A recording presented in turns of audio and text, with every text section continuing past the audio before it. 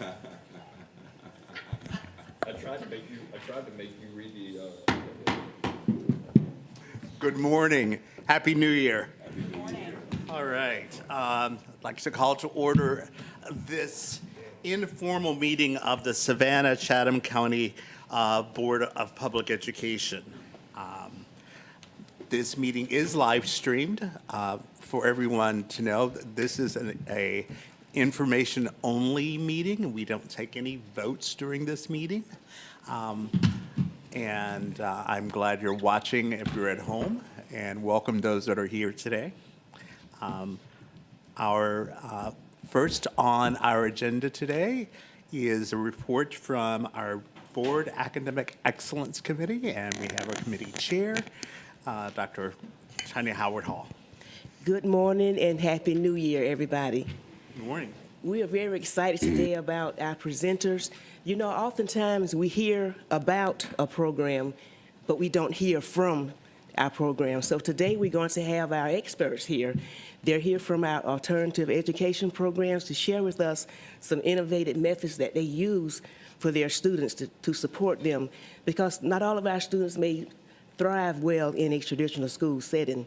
So before they come up, I'm going to acknowledge our committee members. We have Ms. Connie Hall, District 3 representative. She serves on our Academic Excellence Committee, and also Mr. Paul Smith. There's only one action today that we're going to adopt our previous minutes from our May 10th meeting. So may I have an approval to adopt our minutes? Second? Second. Okay, all in favor? Okay, minutes are accepted. So I'm not sure who's going to introduce our team members, but before they come up, I would like to know if our superintendent, Dr. Watts, would like to provide remarks regarding our alternative education programs. Good morning. I love the comment we never hear from, so I am excited today to hear from our Building Bridges program.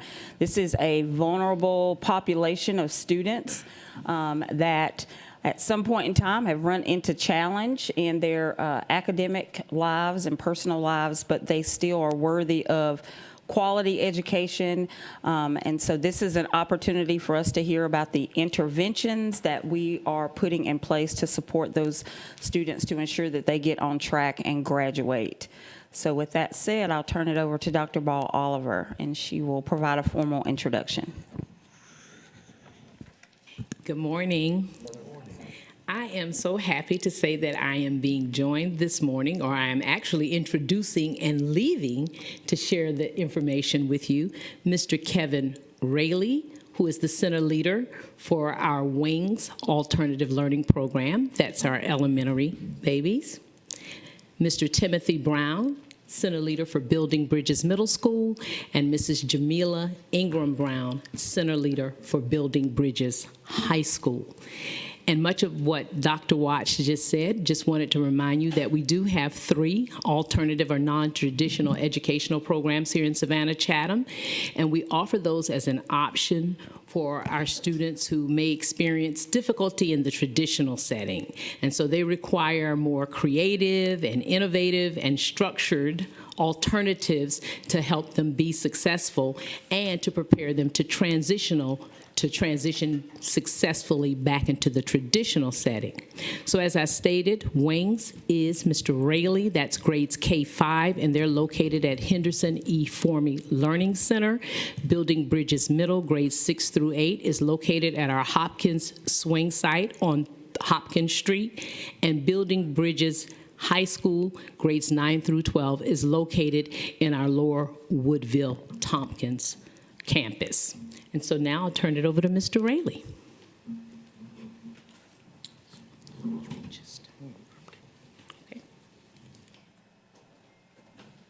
Good morning again.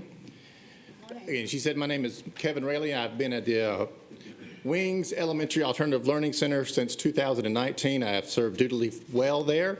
Have a very wonderful staff, and we're a very small staff, but we do try to get the job done as best we can. Wings is a 45-day school placement program. Our students do not stay at Wings the entire school year. There is a number of criteria that the homeschools have to go through prior to a student being placed at Wings for that 45 days, there has to be a history of behavior challenges and a referral reason for actually coming to Wings. The current academic progress between their current grades, iReady, any work samples that have been provided has to be provided also in the packet.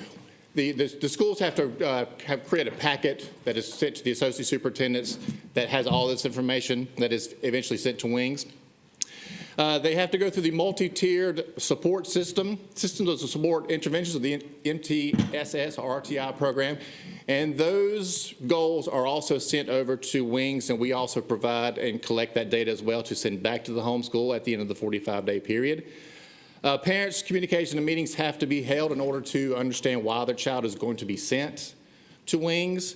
And the parents also have to consent for their child to be sent to Wings prior to them enrolling at the school. And a mentor has to be assigned, and also a system for the school counselors has to be assigned as well to provide support while the students are at Wings.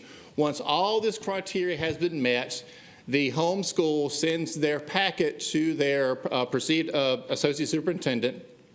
The associate superintendent overlooks it, makes sure that all the criteria are met, and then the packet is signed off and approved, and then we receive it, we give the parents a phone call, we set up an appointment time for them to come in, and they register for their students to be at Wings. We have an intake meeting where we talk about the program itself, what the goals are for the students while they're at Wings, and then they begin their 45-day transition at Wings.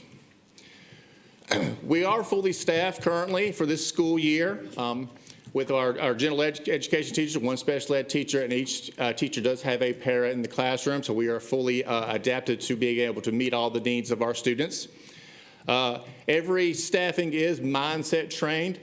Either at the beginning of the year or during the summertime, all staff either go through the recertification one-day plan or one-day program, or any new personnel that comes in goes through the full 2-day staffing for training for mindset training.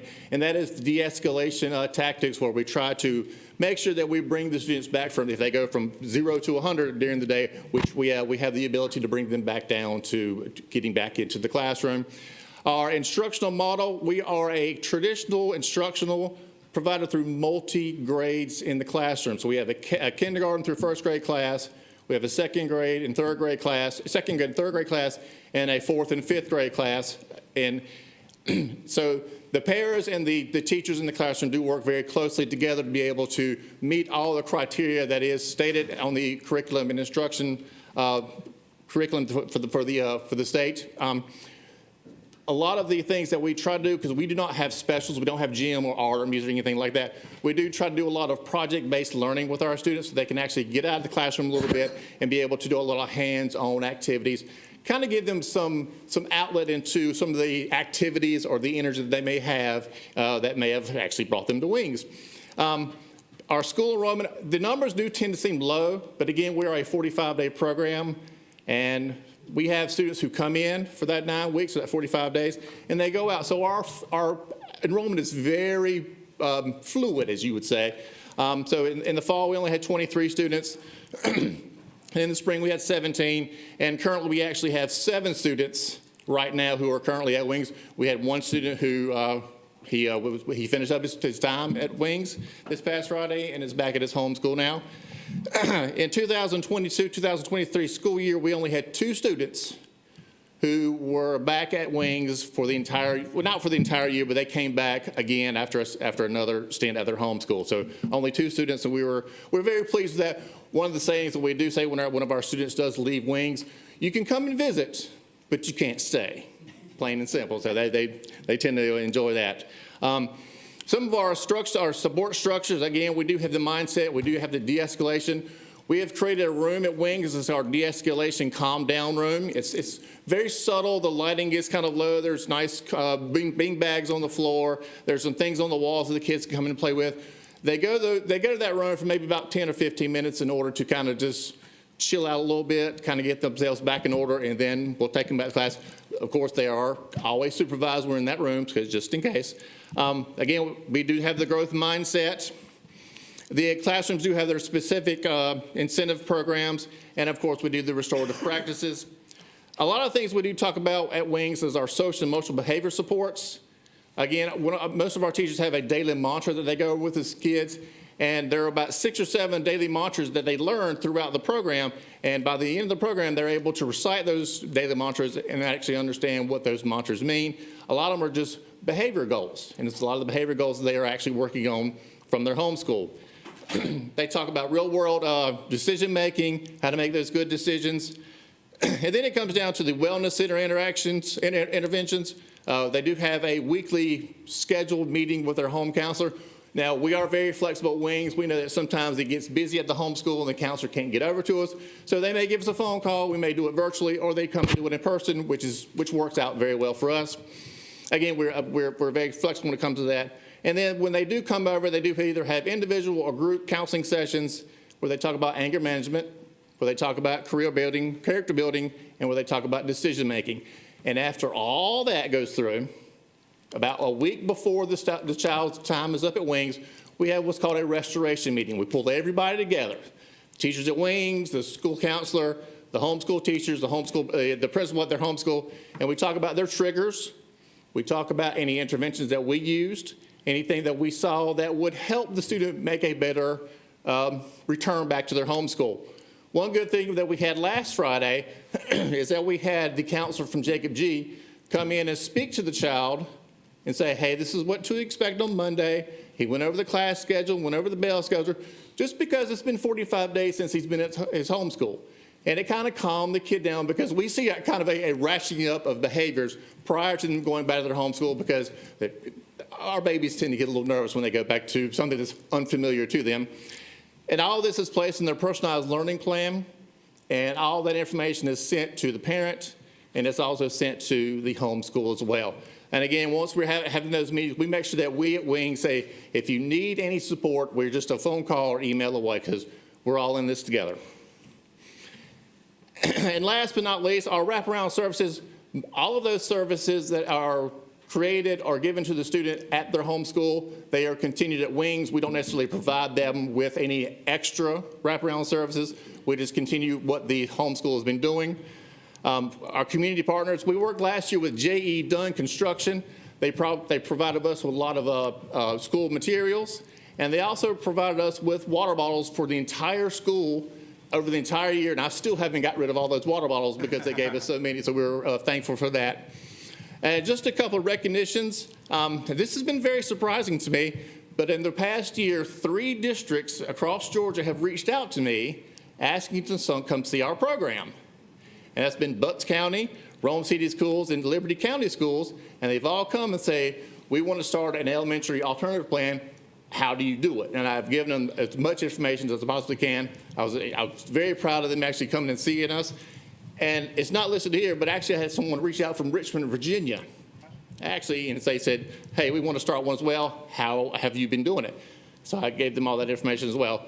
And last but not least, so we were a GAA site school in 2019. In 2020, during the COVID time, I actually presented at the conference for alternative schools. It was virtual because of COVID.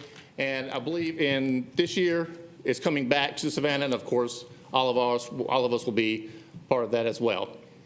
So that concludes my presentation on Wings Elementary Alternative Learning Center. Thank you very much. Any questions from board members? Ms. Hall? Good morning. Thank you for coming and talking to us this morning. What is the age of your youngest student there? He is 6 years old. He's a kindergartner. 6 years old, okay. And when you find yourself with 2 or 3 students, does that disrupt your staffing? I mean, what happens to the extra people who, do they go back to the homeschool and support the kid there, or do you just wait for We the really next just, kids to come? there's two answers to that question. At the beginning of the year, when we don't have any students because we have no rollover from the previous year, our teachers are loaned out to other schools, filling in vacancies until we get students. I see. But once we start getting students, usually a teacher has at least 1 or 2 almost every time. I'll not say sometimes they don't have a student, but In the case the teacher does not have a student in the classroom, they will go into the other classroom and support another teacher, simply because we're just such a close-knit group. I see, okay. And you're saying we have had visitors from other counties. That's good to hear. Yes, ma'am. Would you say that our success record in terms of children not having to return, the recidivism is low at Wings once they go back for that first 45 days, that you don't see them again, or does there tend to be a lot of recidivism? From the 5 years that I've been there, we've made, across the board, we maybe have 2 kids who have come back from year to year. And again, those have been very special cases. But we see new faces every year. Okay. And my final thing is, are the parents given tools so that they can help at home so that the chances for the child to be successful grow? Yes, ma'am. Anytime that we see a parent struggling with their child, whether it may be behavior, because of our location, we're right there with Dr. Field's office, and we work closely with Dr. Field's office to get them the necessary means that they need, whether it has to do with homelessness, whether it has to do with transportation. We've had a number of parents who just can't get their kids to Wings because of the transportation system. So we've worked with Dr. Field's office to actually get them bus passes to be able to get their children back and forth to school. So whenever we see a parent struggling, and oftentimes they don't come to us, we kind of go to them, and once they know that the support is out there, then they're very appreciative of it. So we work very closely with what we have to work with. Yes, ma'am. Members, it really seems like our decision to move Dr. Clinton Field's offices over there, to move the offices over there to East Broad Street have really paid off for us in so many ways. You were mentioning that yesterday. I mean, their proximity to this program, just to hear him say that he can go next door and get that kind of support, that's very interesting to hear. Yes, ma'am. Thank you so much. Ms. Grabowski? Just real quickly, I heard you mention the de-escalation rooms, and I know that's something that some of our schools are also doing. Do you think that if we had those de-escalation rooms in schools across the district, that could, how do you see that in mitigating some of the, I know you have a wide range of challenges, but it just seems like a good strategy to be able to address a particular stressor that a student might be going through at the moment. I'm curious how we might be able to implement those, or if you think it would be beneficial to implement those across the district. In my professional opinion, I think every school should have at least one. They are safe places for our students. It's also a safe place for the other students when they don't have to witness what the child is going through, because it is very traumatic for all of our students to go through that. Just have them having a place where they can go and kind of let off some energy is just very important for our students, especially at the younger levels. Yes, ma'am. Thank you. Anybody else? Quick question for you. Thank you for your presentation. Can you tell me again, how long has Wings been in operation? I've been there for 5 years, and I was new to the district in 2019. I know it's been around for a while. I know it's fresh start for a number of years, but to my knowledge, I don't know how long it's been around.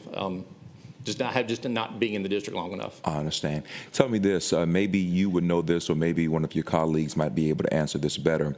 Is there a trend of students leaving Wings and having to return to alternative education, or do we feel that we prevent that at the ground level? Does that question make sense? It does, and with it being a trend, I'm not really sure. I know that some of the students that I've had who are in the 5th grade, I know they've gone on to the middle school and they've ended up at Building Bridges Middle. They have, okay. So there are those examples that does happen. But to be honest with you, sir, some kids relish the move to an alternative school. We've had a number of our students who just don't want to go back to their home school. Gotcha. And, it's just their mindset and thinking. Do you feel that there's anything we can do to support you better, to equip you for the challenges that you experience? I think one thing that Wings would love to have next year is a full-time school counselor. It gives the students another voice, another ear to bend outside of their teacher. Their teachers have an enormous amount of other things to do, especially in the alternative school. So I think them having another person, such as a full licensed school counselor, will able to give them an outlet to talk about their behaviors, to talk about their emotions and their challenges, not just at school, but also in the community, also in their home, and also the things that they're seeing on social media, whatever the aspects may be. And not that I want to put my colleagues out of business, but the better we can catch it at the lower grades, the chances are that they will not end up at an alternative school based on any behaviors that they may have. So a school counselor will be greatly needed. Thank you. Thank you. I appreciate the presentation, and I'm really, really happy for the trends that you're seeing. I'm thinking some about what Reverend Smith is saying in terms of Wings alumni going to building bridges and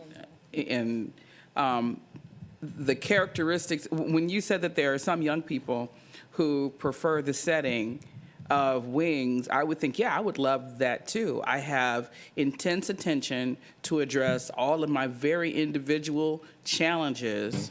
I'm working in a small group setting.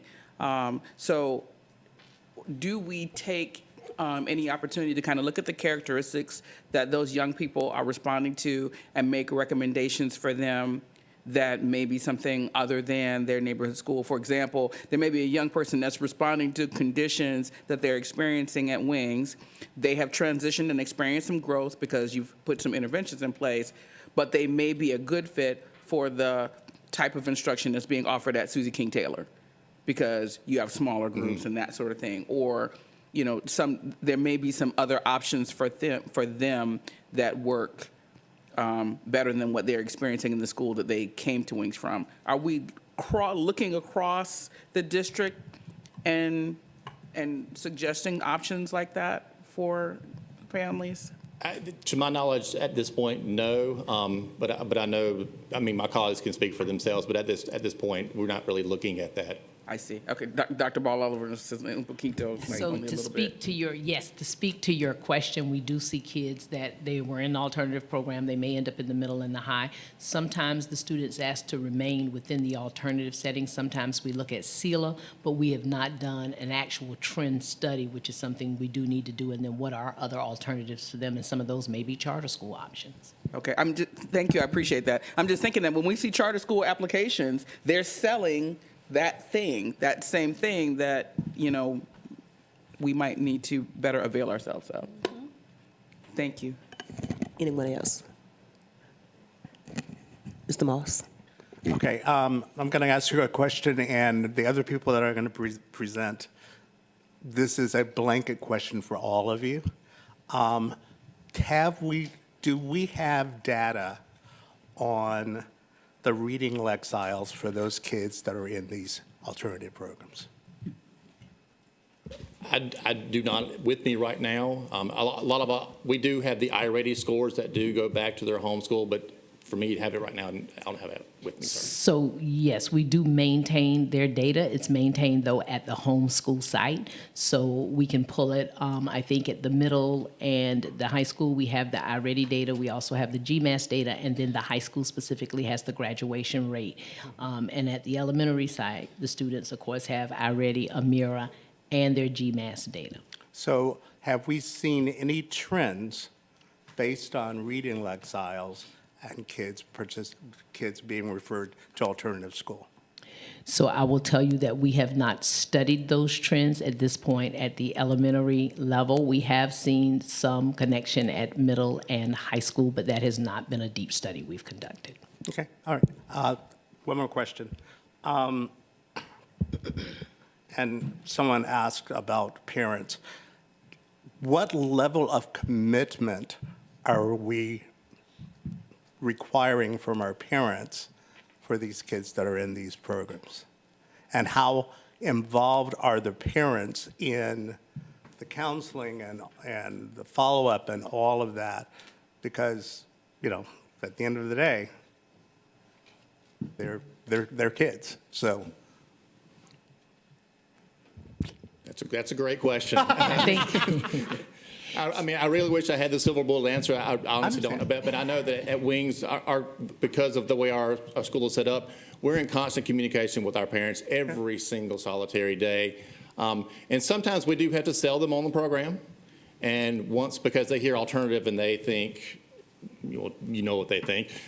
But once they have the understanding that all the things that we are doing for their child, then they go, oh, I get it now, I understand. And then they have our full support of why their child is there and what we're trying to do to get their child back to their home school. And I know that once they get back to their home school, the parents are still going to be able to, speak with their teachers at their home school. And I know it's the same way with my colleagues as well. And I will also say that they are required to be at the transition, the intake, and the transition meetings. That was a question I was asking, Yes, they are required to be at the intake and the transition meetings, and then they really do, because of the environment, stress the importance of attending the parent conferences, but of course cannot mandate, but try to word it strongly and do get a lot of engagement and conduct parent nights and other opportunities for them to engage. All right, thank you. And I do notice that this program is for 45 days.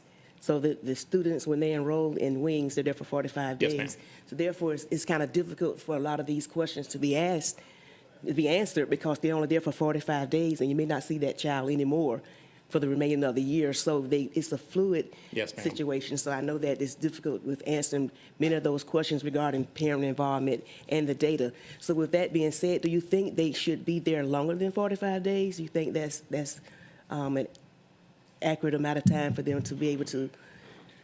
It really depends on the student. I think if the child has been placed for 45 days, not because of their chronic academic or chronic behavior situation, they just made a huge mistake at their home school, 45 days is sufficient. Mm-hmm. But if they are a chronic behavior issue and their academics is being interfered because of that, but they are seeing growth through that 45 days, but we also know that they're not quite meeting where they need to be, I think with parent consent, with teacher consent, I think an additional time could be tacked on, and then come back and reevaluate the child again. Just based on it being 45 days, and 45 days is not a very long time to see the amount of change that we would like to see and what our homeschool teachers would like to see as well. But I think some students would utilize an additional time at Wings academically and behaviorally because they are making such progress, and then we don't want them to fall through the cracks again once they go back to their home school, just because. Thank you so much for your presentation. Now we're going to ask our next presenter if they would please come up.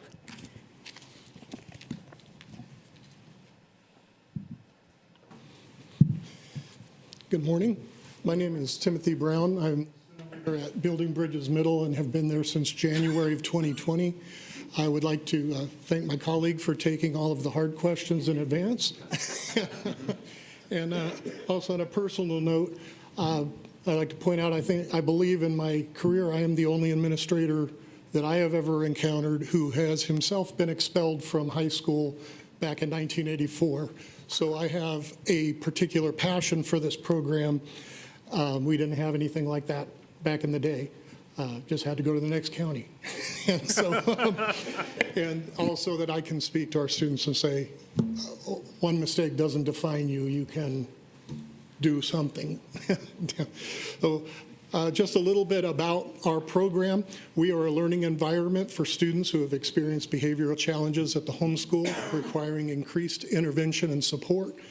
Our educational model is a synchronous hybrid model in that because 32% of our students do not have transportation, the parents cannot get them to school and pick them up. That 32%, they are in live virtual classes.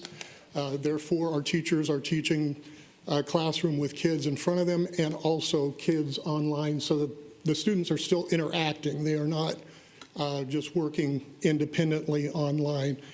We have, just like a normal middle school, we have 6 cohorts for the 4 core classes, and then business is our connections or our beyond the core class, and we have an instructional focus block that is every day focused on our reading and math skills and improving those through iReady.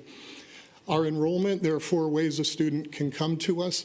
The first is through the disciplinary process and the hearing office. The second would be due to a community offense, and we have those policies listed there. We also work with the Department of Juvenile Justice and their Work Readiness Enrichment Program, where we have 4 students who participate live in our math and English classes virtually, and then they're doing Edgenuity and their other courses. DJJ picks them up, trains them for work there at the Boys and Girls Center over near Formy, and we are their homeschool for record keeping and for grades. We also have parent request, as we've touched on a number of students and families request. I try very hard, but I am a softie. I try very hard, especially to make sure if a child is going into 8th grade that we're not allowing some of those 8th graders because they need to be back in a larger environment before transitioning to high school. But each case is considered on an individual basis. Our numbers are a little bit higher. Each semester we have averaged there in the 60s. The numbers are there in front of you. Our recidivism rate is slightly higher at 4.3 and 3.3. Those are the students who were returned for disciplinary reasons after returning to their home school.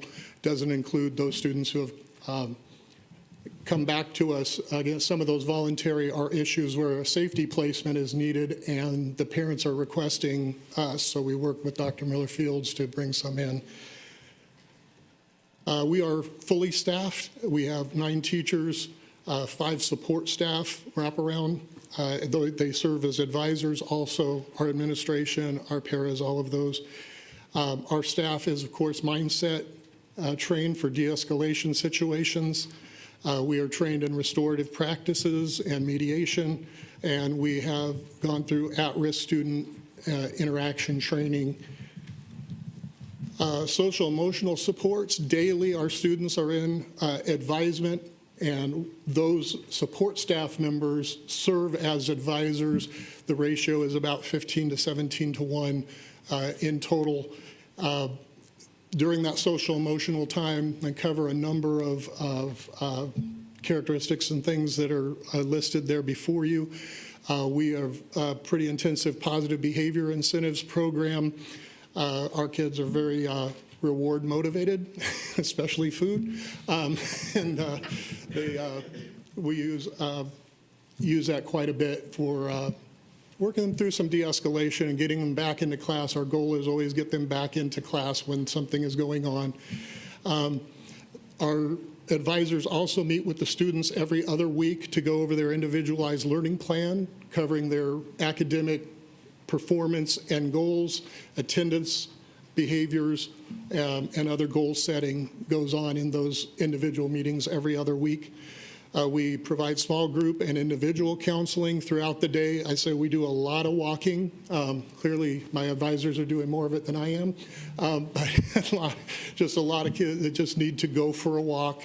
They just need a break. Those are times that we're speaking into their lives, that we are addressing those behaviors and things, and again, trying to return them to class as soon as possible. We do extensive restorative practices. I'm proud to say that we get to most conflicts before they become physical. I'm really proud on those numbers every year that we get them into circles and we get them into that discussion, and we're doing a lot of solving those conflicts before it happens. Not that it never happens, but that number has always been in the low single digits while I've been there. It's one of our one of those relational things. We get the gossip usually before something occurs. So we do have wraparound services provided by the J.C. Lewis Health Clinic. We do a lot of referrals, as you asked about families. We present extensive referrals. They do need to take advantage of those. We do follow up with those, because those advisors, the parents, as Mr. Raley said, even with our slightly higher numbers hear from us almost daily, especially those virtual kids, because they might have been in first block and now they're not signed in. We're on the phone. They need to get back online, because some of those kids, unfortunately, they're at home alone, but we are constantly in contact with those parents. Some of them would say too much, but we want to keep that communication open, and we provide, we send food home with kids, we send referrals home, all of those things, so make them as available as humanly possible. Our community partners, we have a number of them, we appreciate them all, but one big one that has met some needs in a lot of different ways is the Omar Temple 21. They have raised funds for us, because again, that reward motivation needs to be some funds for that, and they have raised funds for that, brought in donations to bring in the snacks. They've come in and cooked out for our kids, and that picture even is them first day of school being there to cheer our kids on as they walk in the door. We really appreciate them, and particularly right now working with the Big Green Grant with the garden. We established a garden a few years ago with the help of the Home Depot warehouse, and I was a little skeptical, but our kids really love to get out there and work in that garden. And it's another one of those kind of breaks. We're going to take them out. Let's go pull some weeds and talk, that kind of a thing. And our other partnerships are listed there.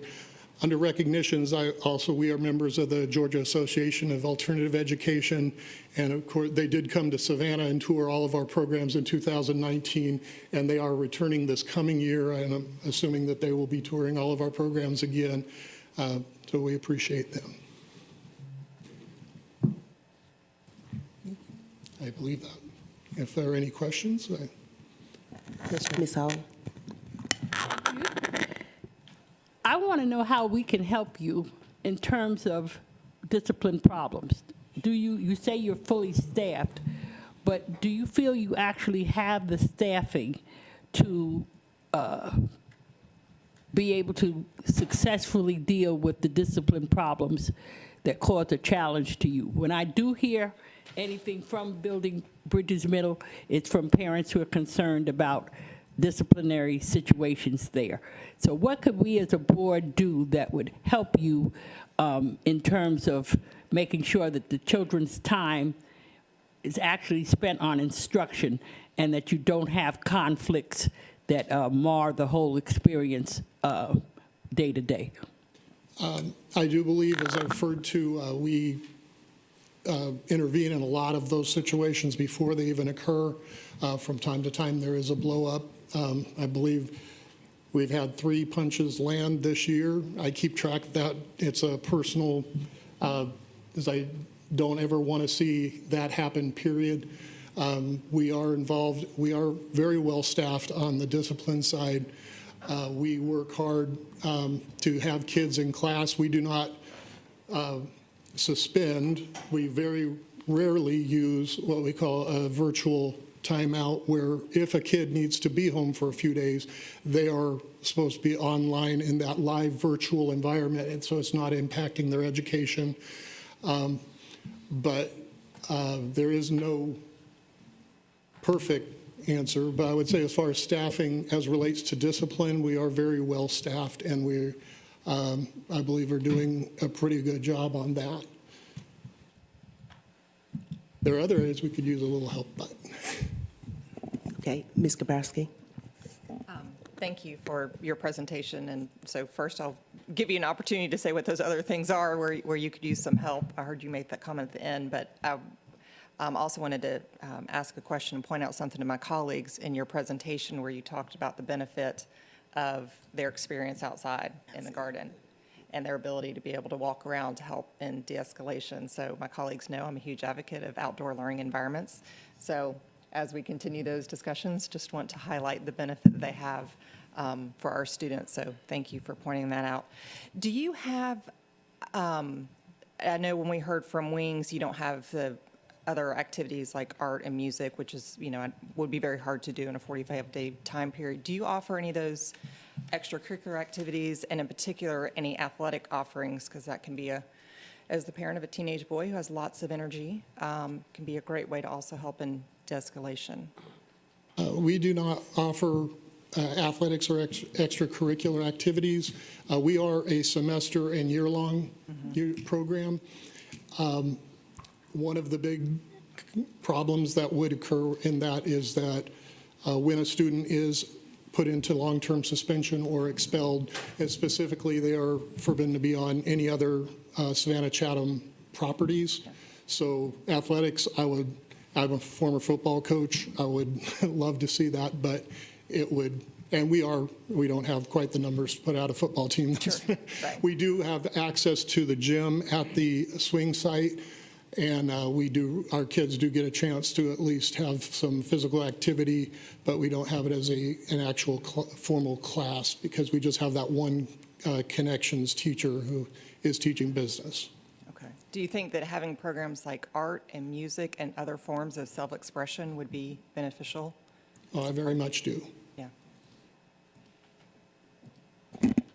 Any other questions? I just have a question regarding your demographics. You have currently 67 students enrolled. Could you tell us what the demographics look like? And I thought about that question when you mentioned sports, because I do know how important that is. And we do know that if a child has discipline issues, they can't participate. However, you have your city leagues, your county leagues, and AAU. So, well, I guess I have several questions. Are there any students that you know of that are participating in sports outside of the school year, outside the school time during the day? And tells us something about your demographics? Yes, ma'am. We do have a number of students that are participating in sports through the city and county leagues. I've attended a few football games for some of our kids. We have helped get them connected into some of that because we definitely, when we come to transitions, did I miss a slide? I apologize, I skipped over the transition portion here. When it comes to transitions, that's usually one of those things that we encourage the homeschool for a student that we know particularly enjoys athletics, that they would be able to get involved in that team. Some of the schools have some rules about extracurricular activity and discipline, but most of the time we've been able to see those kids when they return get involved. I personally know with that background where I was expelled from school, if it hadn't been for football, I never would have gone back, period, and I never would have gone to college. So I believe in the power. That's why I coached at Groves for many years, because beyond my teaching in my classroom, the impact of those sports is huge. So we do try to connect those kids as much as we can. Demographically, out of those 67 students, we are over 50% male. I apologize for not having that number exact. I would say we had we're about 98% African American in that. Thank you very much. We have one more presenter, and we know that our time is limited. We have other organizations here to speak. So I guess Mr. Moss, we have about 5 minutes, you would think? Okay, thank you.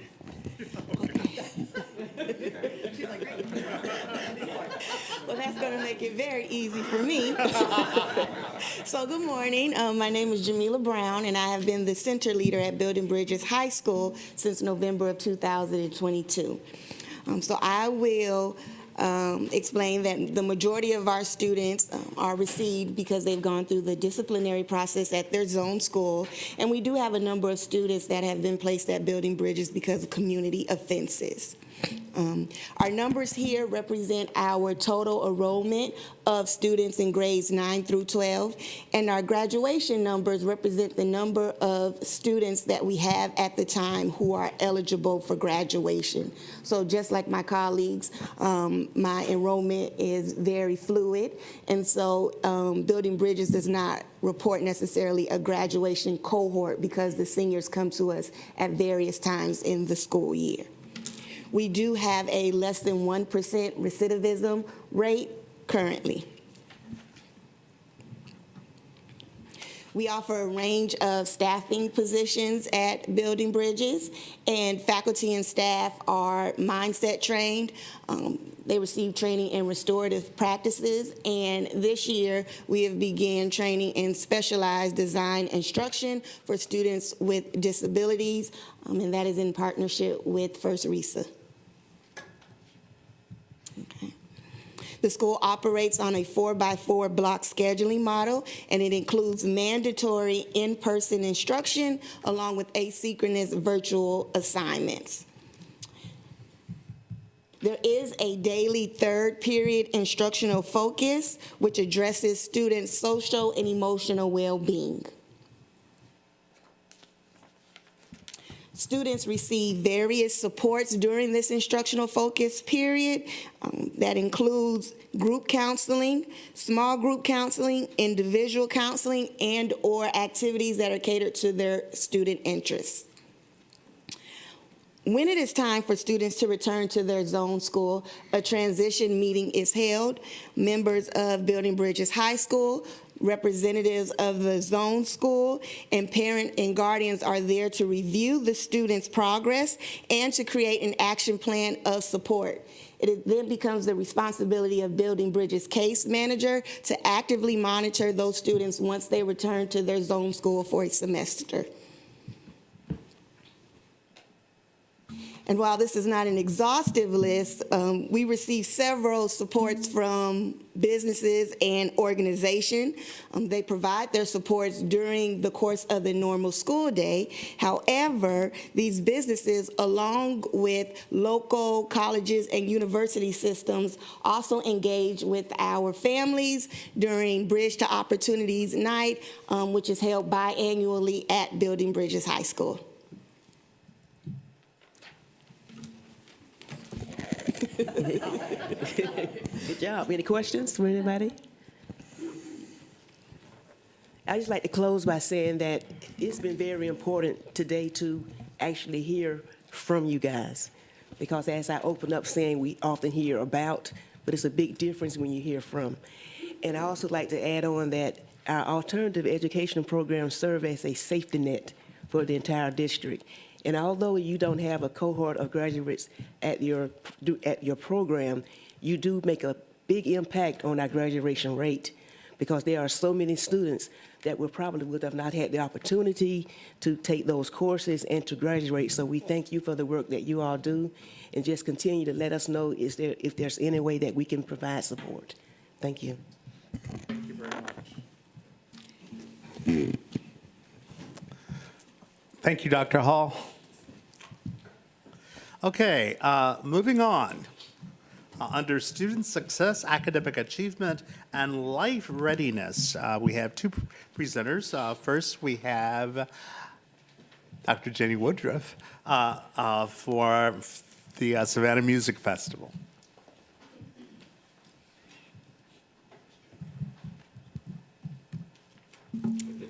Thank you so much. Just going to get our PowerPoint set up here.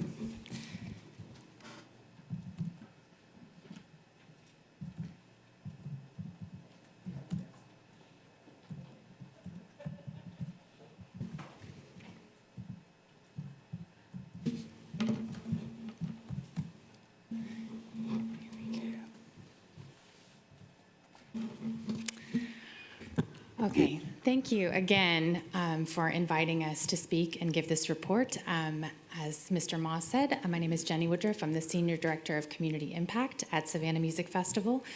Our Executive Director, Gene Dobbs Bradford, sends his regrets that he cannot be here today. He is on a flight to New York right now. So first, I'd like to start by saying how grateful we are for your investment in our programs.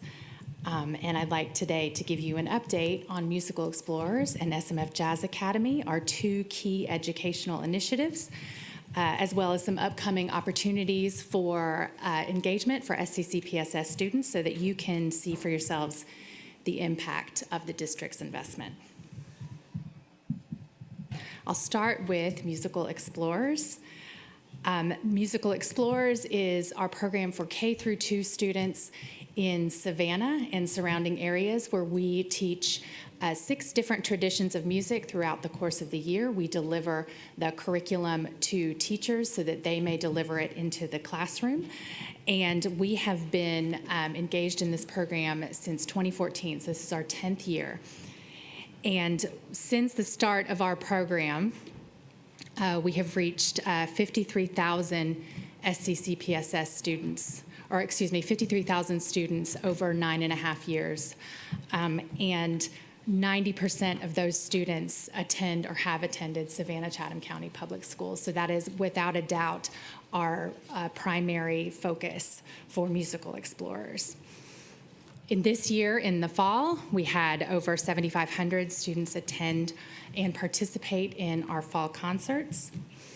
And 211 Savannah-Chatham County public school teachers have attended professional learning and have been administering our curriculum in their classroom. So our focus is not just on the concert experience, which I know that some of you have attended and have seen the students come alive with the genres of music, but we also are very focused this year on measuring what students are actually learning in the program. And we are piloting assessments this year for students in 4 areas. Musical learning, of course, social studies learning, social emotional learning, and literacy learning. And so we engage a third-party evaluation, Dr. Erica Tate with Blue Knowledge, to come up with these assessments, and she evaluates the whole entirety of the program. And we are piloting these in a few schools this year, and we'll be administering assessments to all of the schools next year. Here is an example of one of the learning expectations for a genre of music, musical theater. We want to be able to clearly say what our goals are for learning, and we want to, of course, be able to measure whether the students are learning that as well. And then, of course, I have a little video of the concert experience. And I wish I had a photo of our latest concert, because we had 2 very special guests on stage for one of the concerts. Ms. Grabowski and Mr. Moss were so generous as to participate in the hora, but this is from last year.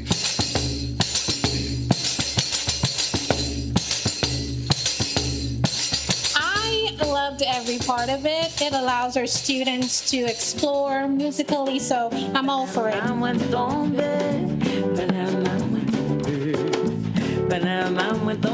Musical Explorers is so great because we get to learn about so many different places really early on.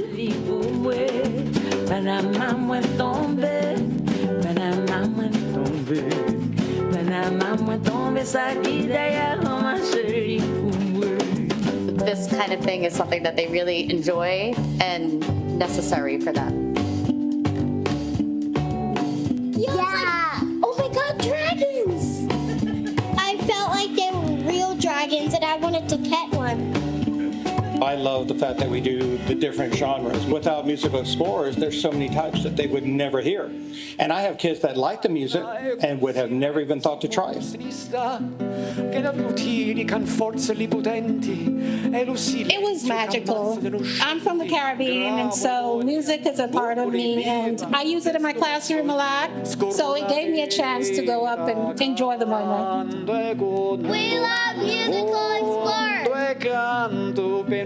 Musical Explorers is unique because it really does explore lots of different countries. We go to lots of different places and learn music in all different languages and different places that my students have never been to. It's like the best day of my life. We love Musical Explorers! We might have asked them to say that into the camera. So I hope that you'll all be able to come to our concert in May. And as you can see, that program, a large focus is on creating a curriculum that all teachers can integrate into the things that they are already teaching. And 78% of our teachers report that they do use it, especially in social studies. And I can go into more detail on that if there's time for questions at the end. Moving on to our next big local education program, SMF Jazz Academy. This program began in January of 2020, so we are in our third full year of that. This is an after-school jazz education program for students grades 5 through 12. Our focus in this program is bringing the opportunity to study jazz education to students who would not otherwise have it.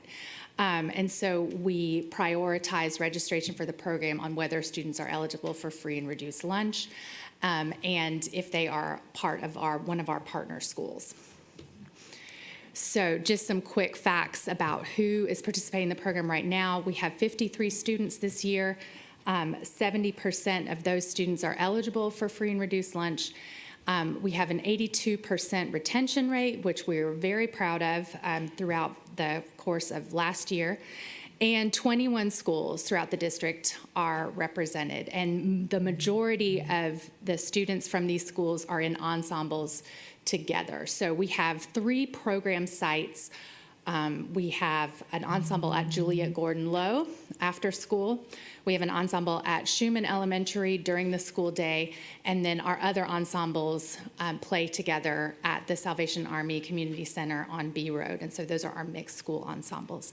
We have many opportunities for students to come together at events and performances, family potlucks, and the focus is on musical instruction, of course, but really an equal priority for us is building a community. And we build that community by building skills of mentorship in the students, leadership, teamwork, confidence, and determination. And here's some of the data that we had, again, from our third-party evaluator from students last year. Students reported that they felt, this is going a little slow, pardon me. The Jazz Academy students report feeling safe, confident, and creative, that they can be themselves in the program. They feel like they are part of the community, that their instructors support and encourage them, and that they have improved their musical skills and knowledge, and of course, have a greater appreciation for jazz music and jazz history.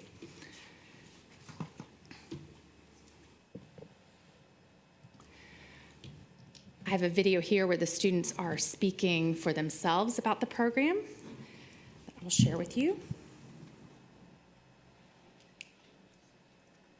Da, da, da, da, da. SMF Jazz Academy introduced me to jazz music.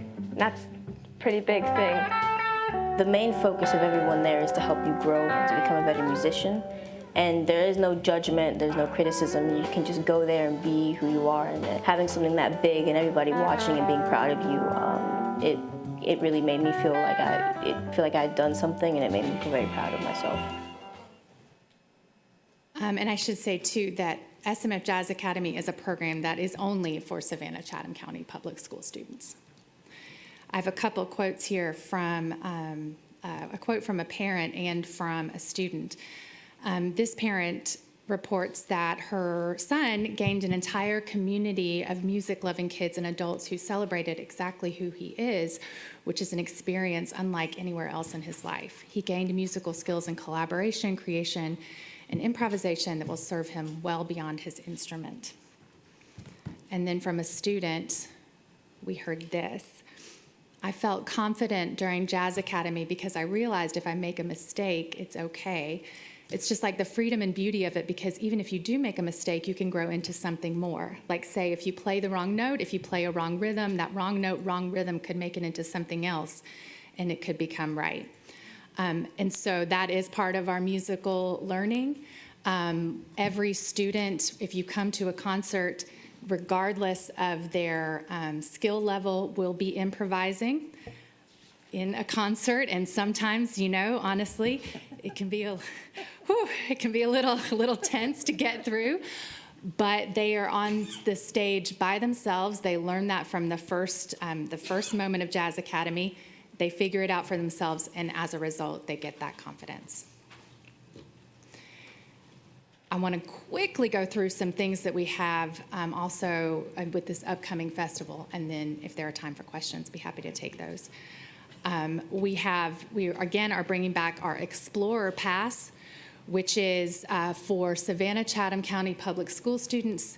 In our March Festival, they can come for free to any general admission show, and they can bring a adult chaperone with them for free as well. We are recruiting our SMF ambassadors. So these will be, older students who are volunteers and who will be greeting all of our Explorer Pass ticket, not purchasers, but ticket havers, and will be, a young face at the festival. So if any high schoolers that are looking for volunteer opportunities. And we'll be issuing invitations here in the next couple weeks to Savannah-Chatham County ensembles to come and perform before festival concerts. We started that last year, and it was a big success. Just quickly, some upcoming dates. I can share these with you afterwards as well. We have our professional learning for the spring semester for Musical Explorers next week. Our artist in residence for this year, Naledi Masilo, is conducting an open workshop and jam session next week as well. In February, we have a great concert in Pooler with a guest vocalist with our Jazz Academy. Saturday, March 9th, our Spring Family Jam with Jazz Academy. And finally, the last week of April, first week of May, Musical Explorers Spring Concerts. So I've shared a lot of information. I hope I didn't go over my time too much. Thank you. I forgot to start my timer when I started. Actually, I have no idea. I'm just came in under your great. Your time. It's all I'll be good. happy to answer any questions if you have any. Any questions? Hoskins Brown. Thank you. Thank you for your presentation, and it's wonderful to hear from the voices of the participants and to see the activities. This has been a successful program that we've partnered on for some time, and it continues to impress as it continues to mature. The question I have is about your assessment, because assessment is really onerous, and it's really, really meticulous to get down to that one data point of did the child learn this particular thing, to design the experience, and then to assess what things one can get out of that experience, and then to figure out which of those things has been gained by the young person is a lot that one typically doesn't do. I won't say typically doesn't do. You don't have to do it in informal education. We have to do it. But you don't always have to do it. And so what's the impetus for adding that layer of assessment, which is going to be really great, but is that like a funding? Is that something that the funders wanted? Is that something that you wanted to do to just improve the program? Because those metrics are a lot for the number of participants that you have. They are a lot. And like I said, this is our pilot year, so we will see how it goes and adapt as necessary. But the impetus was really, we were evaluating a lot of correlative numbers.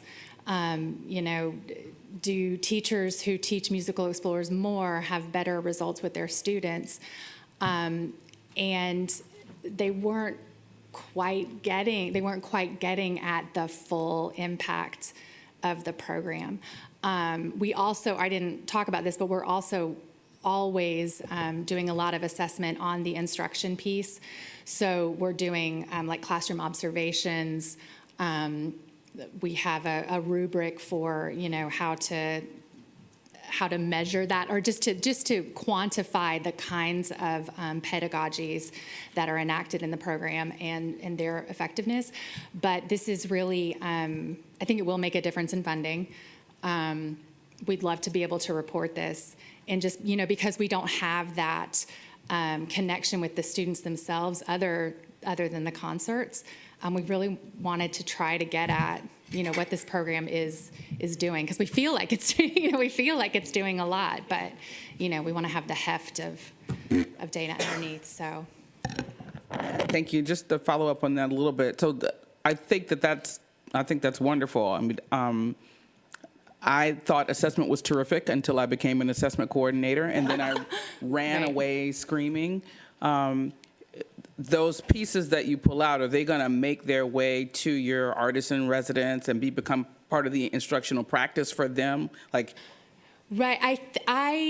They won't be part of the artistic practice for our artists because they're not. They are in the concerts doing like basically like an end of semester party for the kids.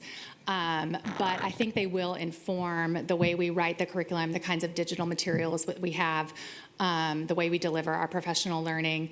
And I think our hope is that they will be an impetus for school administrators and grade level administrators to really to understand the impact of this particular kind of arts education.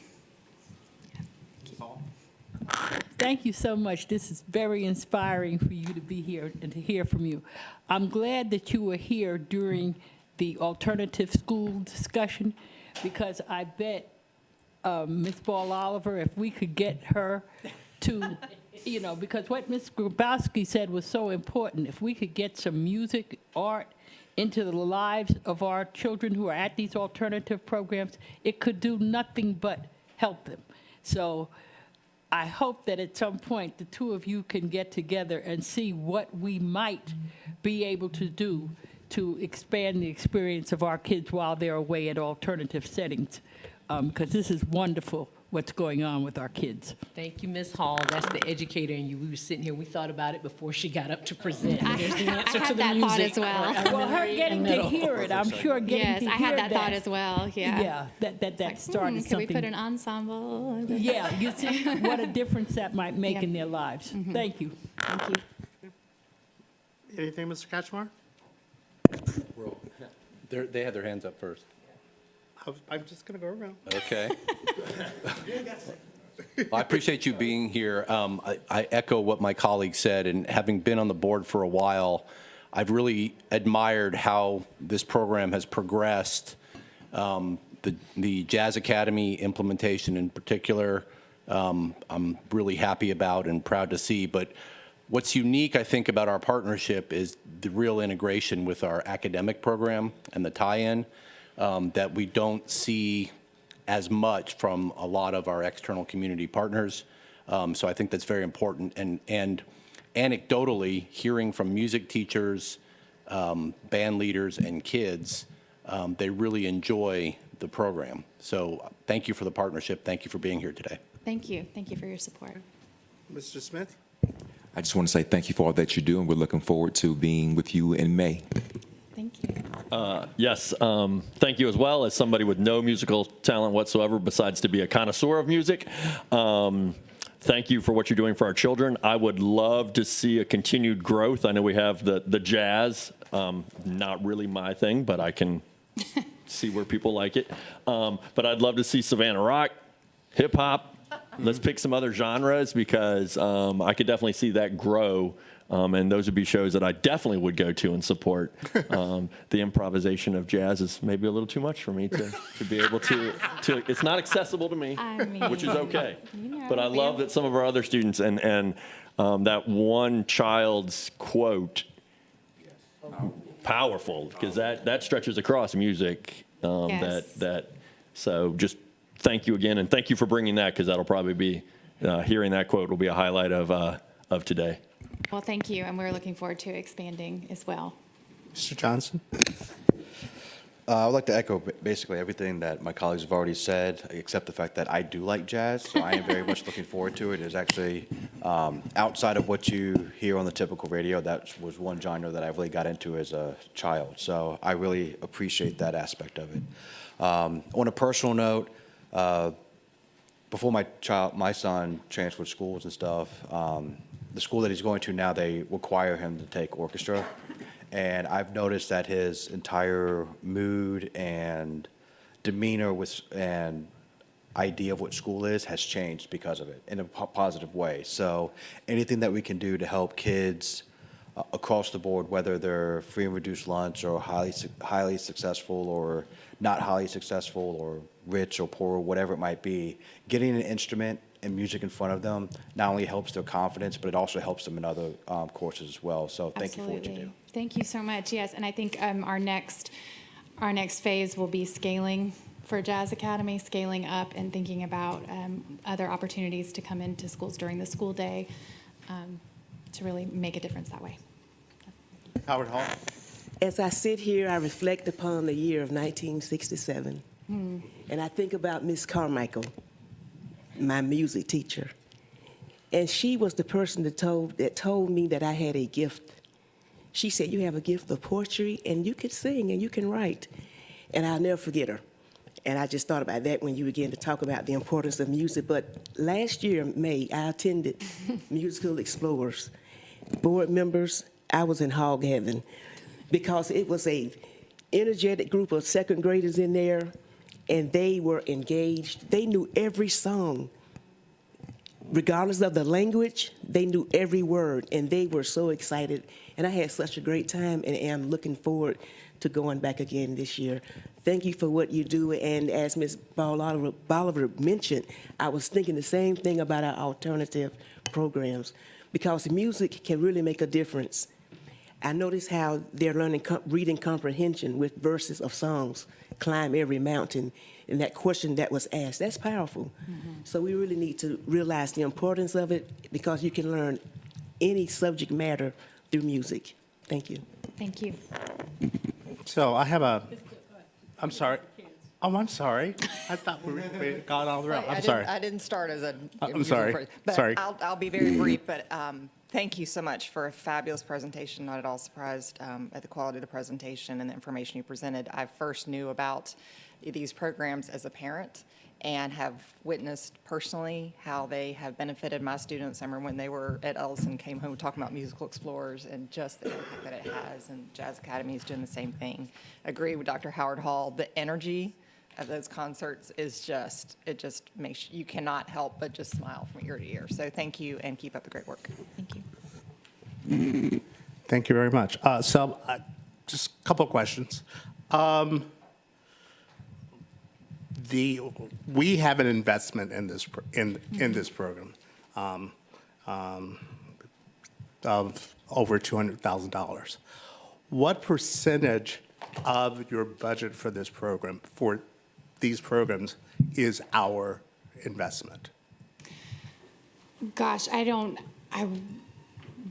would have to get back to you on That's fine. that. Yeah, but I mean, I know that 90% of our instructional costs are, covered by the district's investment. All the professional learning is part of the district's investment, or the percentage, 90% of it, which correlates to the teachers that are SCCPSS. But I'll have to get back with you with the. That's fine. That's fine. Yeah. Okay. The other thing and I really appreciate what you guys do. I've been familiar with the Music Festival for a long time, and I've been a supporter of the Music Festival. And Musical Explorers is a lot of fun.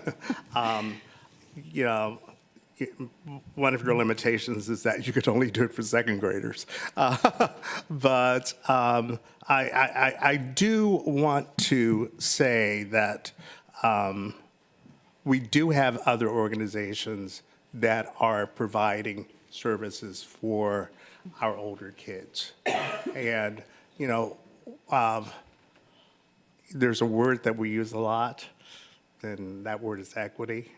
And one of my biggest concerns, having been involved in choral music and music in general, is the lack of equity for our students when it comes to participating in things like all-state chorus, all-state band, all-state orchestra. And a lot of this has to do with their lack of training. And, while jazz is one of the things that you guys do, I do notice that you bring in artists from a lot of different genres. I would love to see more of our kids getting more exposure to those artists as well, because a budding violinist could be in that audience. There's a great story. There was children's choir, we brought in an opera singer, and there's a young lady that came, had never heard of opera before. She ended up at UNLV on a full scholarship. She is now singing opera all over the world. But it came from that exposure. So I'd like to see more of that. I appreciate what you're doing. Yeah, thank you for that, because that is something we take into consideration when we pick the genres for Musical Explorers, the traditions. And last year, we had opera, and, we consider, what the artists look like. Are they representative of the students that are in the audience? And those questions. Mr. Kachmar. I appreciate those comments, and I am interpreting them as we have lots of community partners with specialized areas that we should exploring more or increase partnerships with. Absolutely. But asking the music festival to change what they are, I think that's a challenge. I agree with everything you said, but I don't read it as saying, hey, music festival, change what you're doing. I will say this, it's a more holistic discussion about what we do from an arts perspective. One of the things we did several years ago, I think we used to allow outside instructors to come into the schools during school time, and I think we don't allow that anymore. We're revisiting it, yeah. Okay, yes. Well, I'm just saying that's a more holistic discussion about what we do from a music and arts perspective. Yeah.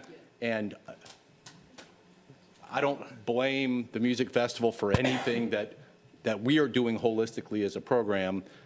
That said, if we can expose our kids to more different types of variety of art and music, I think that's a good thing. And by the way, I am not trying to tell you how to run your organization. As I said at the beginning, I'm a huge supporter of the Savannah Music Festival, have been since you were Savannah on stage. What I was talking about is we have other organizations, and actually, Sean, that's exactly what I was saying is let's look to other organizations as well. So the Hoskins round, then Ms. Hall. Well, I'll be the devil's advocate in that suggestion. Yeah, we do have other organizations. I do think we need to expand those relationships. And we have other jazz organizations. But looking at what we have very positive emotions about what we're seeing with the Savannah Music Festival, but this is a contract. So if we want to expand the types of music that students are engaged in, that is something that can happen. This is a contractual relationship that's building successes and good feelings, but it is a contract. And so if we want to see growth and change and expansion, that's a conversation that we can have. It's not only how the Savannah Music Festival defines what it would offer, it's how has this grown in relationship with us. I mean, they've already changed how they look at what they're doing through the assessment. So I wouldn't say we need to reinvent it. No, but not at all. But I do think that there is an opportunity to do things a little bit differently because that's what contracts are for. Ms. Hall. And another thing, as a board, we need to work on opportunities and accessibility. So many things we already have. Lots of our kids don't have access to, for whatever reason. They don't have the opportunity to engage. So that is our task, to make sure that all of our kids have the accessibility. That part of going to school, like Michael just said, once his son transferred from us over to a charter school, he has to participate in orchestra. Now, I'm not saying that we need to go to that extent to say you must do this, but have the opportunities there. And not just to our kids once they get into gifted or once they get into this or that, but part of our regular daily offerings. Let's make sure that the arts and music are accessible so that our kids get to know about it as early as possible. So thanks for getting this conversation going. Anyone else? Any comments, Dr. Watts? Okay, all right. All right. Thank you. Thank you very much. All right. Oh, actually, this next presenter can help us with something, with the question I was about to ask, and that is for the Jazz Academy. It's an after-school program. How do these kids get to these programs? And how do the kids get transportation for after-school programs? So, I just totally hit it out of the park for you guys. Softball. Great segue. Next we will have a presentation from Chatham Area Transit. In the industry, we call it a segue. What a wonderful segue. Thank you. You're welcome.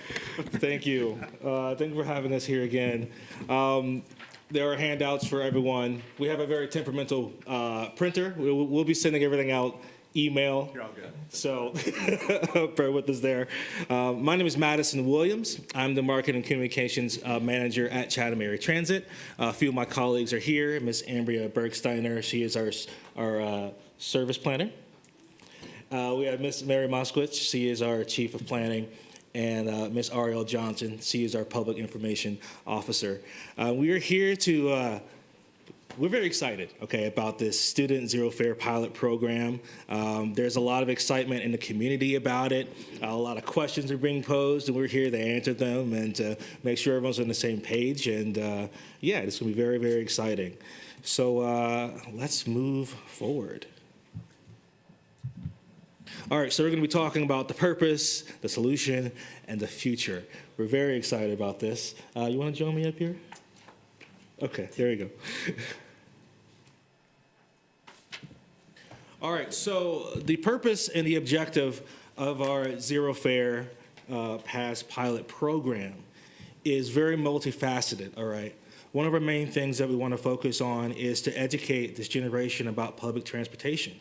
We want to help eliminate financial barriers in education for our students. We want to promote confident, lifelong public transit riders.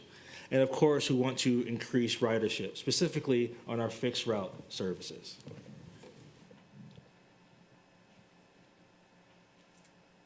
So we plan on engaging the students and our community by really honing in on those things that we previously mentioned, getting the community involved, having the city involved as well, transitioning students from being just free customers to paying customers over time is a strategic approach that not only benefits the students but also contributes to the long-term sustainability of public transportation.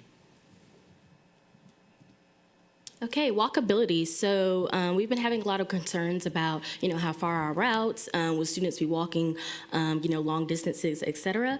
So this is a map that displays our current system route in relation to the current locations of SECPSS schools. And as you can see, most of our most of our routes are actually located adjacent, or if not adjacent, near most SECPSS schools. So this will make it, I would say, convenient for most parents and students and guardians to strategically plan out their to and from school, after school services, before school services for their children to get on the bus. And speaking of planning, we want to introduce you to our CAT Tracker app. We love this app. It is available on Android and, it is available on Android and iPhone.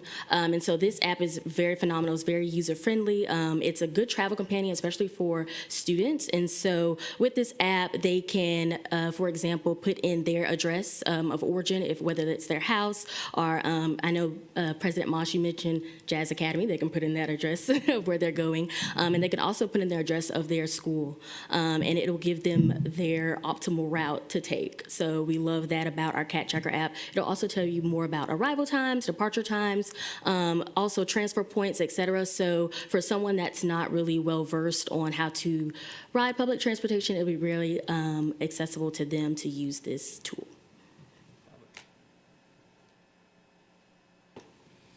All right, so the fun part. Now, there's been a lot of question on how exactly will students be able to acquire a pass, who's eligible. I'm going to answer all those questions right now. So who is eligible? It's all students in Chatham County, that is K through 12, as well as college and university students. Now, how exactly will students be able to acquire a pass? We've been talking about this internally, about the best way to go about this, and we came up with a very simple and straightforward solution.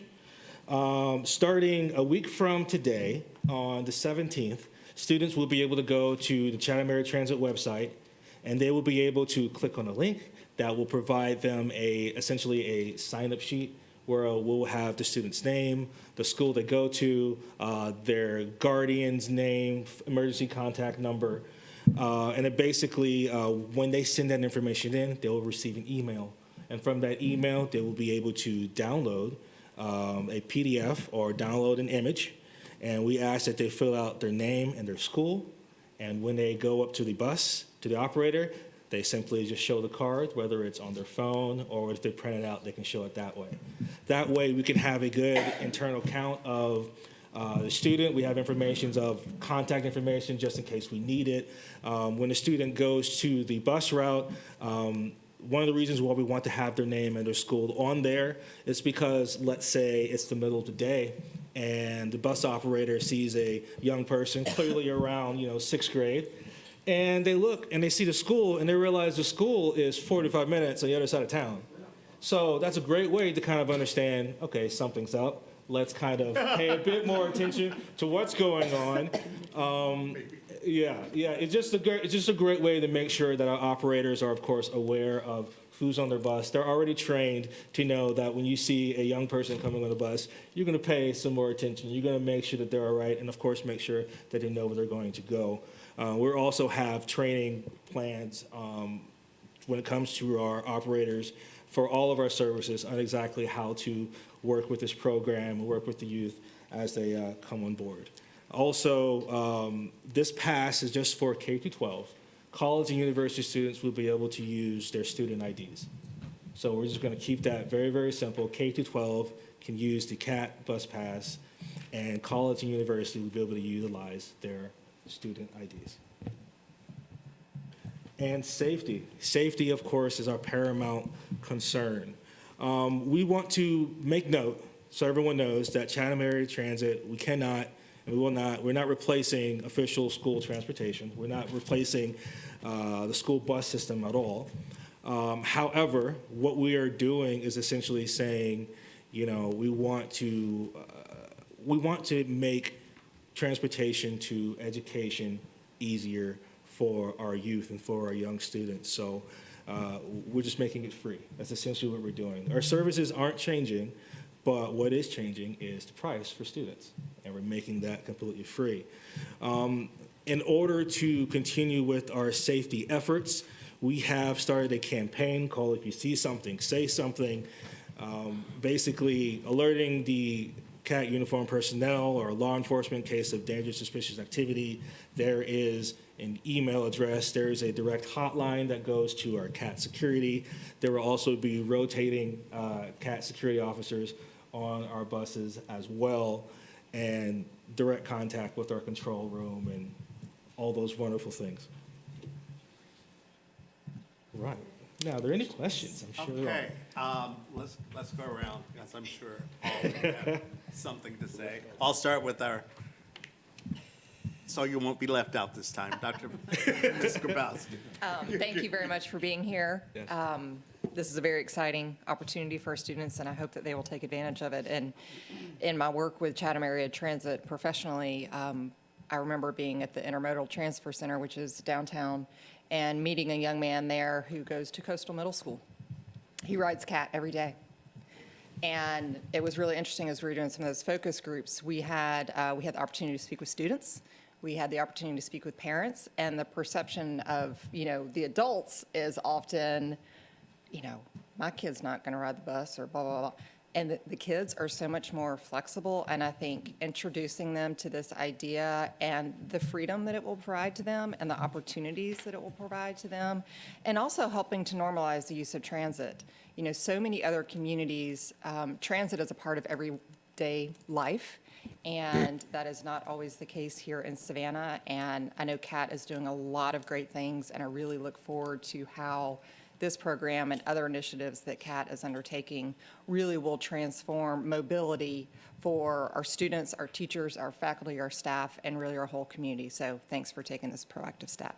Yes, thank you very much for those comments. We're very excited too. We have some other fundamental programs that we're hoping to start alongside this. And we'll talk about those at a later date, but very, very excited. Hoskins Brown? I echo my colleagues' enthusiasm. I'm a bus fan, and I periodically am a bus rider just so I remember how to do it and know where my routes go. It had a role in me choosing the house that I bought, so I'm a fan of public transportation, and I'm just really glad for this progress. We needed this years ago. We really did. And I'm glad that Kat did the heavy lifting to move all the obstacles out of the way so that we could get to this point, and really encourage people to understand the benefits of public transportation, the role it can serve for students having more choices for the different schools and programs they participate in, and to help people get over the stigma about public transportation. So thank you for everything that you did in the background to get to this presentation and to get to this program. Just quickly, anything we can do to make Savannah more cosmopolitan is a wonderful thing. And if we are growing students now who grow up as bus riders, I'm surprised Denise didn't mention what it's going to do for our climate. You know, all of that, it's going to help us as they become adults, that bus riding is just a normal part of things. And like I said, it's going to also help Savannah a lot, not just in the downtown area, but across the whole county, that we have this kind of service available. So thank you so much. You know, that was well said. And if we ever do a commercial, we might have to have you do that. Right? I think Ms. Hall just agreed to be your first speaker. I echo what my colleague said. Many of us on the board have been pushing for more of a partnership with CAT and public transportation in particular. I know a lot of work went into getting to this point in the background, so to echo Dr. Hoskins Brown, thank you for that. I'd like us as a district to market this, make sure we communicate this to our families and kids as options, even our staff, so they can help address children who may not have transportation to a choice program or whose personal vehicles fail for whatever reason. The other thing is, I'm already on to the next step. I want us to talk about shared resources. We both have driver shortages. We both have mechanic shortages. We both have transportation hardware costs. If there's more collaboration where we can, I hate to use the word synergy, but there are synergies there, and there are opportunities there. I see this as a good first step or second step in our hopefully multi-year partnership. But thank you so much for all you do and for repeatedly coming back to talk to us and share your information with us. Thank you. Mr. Smith. I would like to share the sentiments of my fellow board members thus far. Thank you tremendously for this awesome rollout. I think it's going to be very productive and effective for our district. Thank you, thank you, thank you. I'll have one question if I could play devil's advocate. For those citizens in my community, we've been hearing of this. And a lot of the questions that I've been receiving is focused or centered around student safety. If you were to speak to parents on this platform and give them a peace of mind as it relates to student safety or the safety of their children, our students, what would you say? What I would say is that, as I mentioned before, we are moving forward with our See Something, Say Something campaign. Our security staff is it's growing as we speak. There's new training happening today, actually with a new a group of security staff members. And the safety and security of our most vulnerable is of our utmost importance, all right? That is why we are making it very, very clear to our operators that when there is a young person coming onto the bus, please take note, please recognize just notice where they're sitting. If you can, have them sit, nearer to you. We want to make sure that even on the back of all of these cards, there is that access number where if there is something going on, students will be able to access our security staff directly and to send those messages. We ask there will be operator training as well. We ask parents where if your child is using, if your child is just away from you, it's okay to turn on that location to check to make sure where they are. You know what I'm saying? Help us, help you, and we're going to do everything we can to make sure that there's full transparency. We're going to make sure that all of our staff is fully aware, from our control room to our supervisors who are out there on the streets, all the way to up level, down level, everyone, to understand that this is the safety, like you said, this is the safety of our children, our youth. This is the future of our community. And if we're not taking care of them, then we're doing something wrong. So with the utmost importance, that's what we're going to go forward in this and go ahead strong with it. Thank you tremendously. Dr. Ringman. Yeah, I'm going to talk for a while, sorry, on the front side of the house. On the marketing part that Mr. Katchma already said, my family was super excited about this. We are always trying to break the stigma of public transportation. Like, America's the only country that's like, we don't want to ride anything but our own car. Right. And my wife has always pushed our family to use public transportation. So my son has already been riding in the afternoons, hops on the 6 line. I've had the cat tracker on since I think y'all started it. Y'all were excited, had it up on your splash page. He thought it was free last week.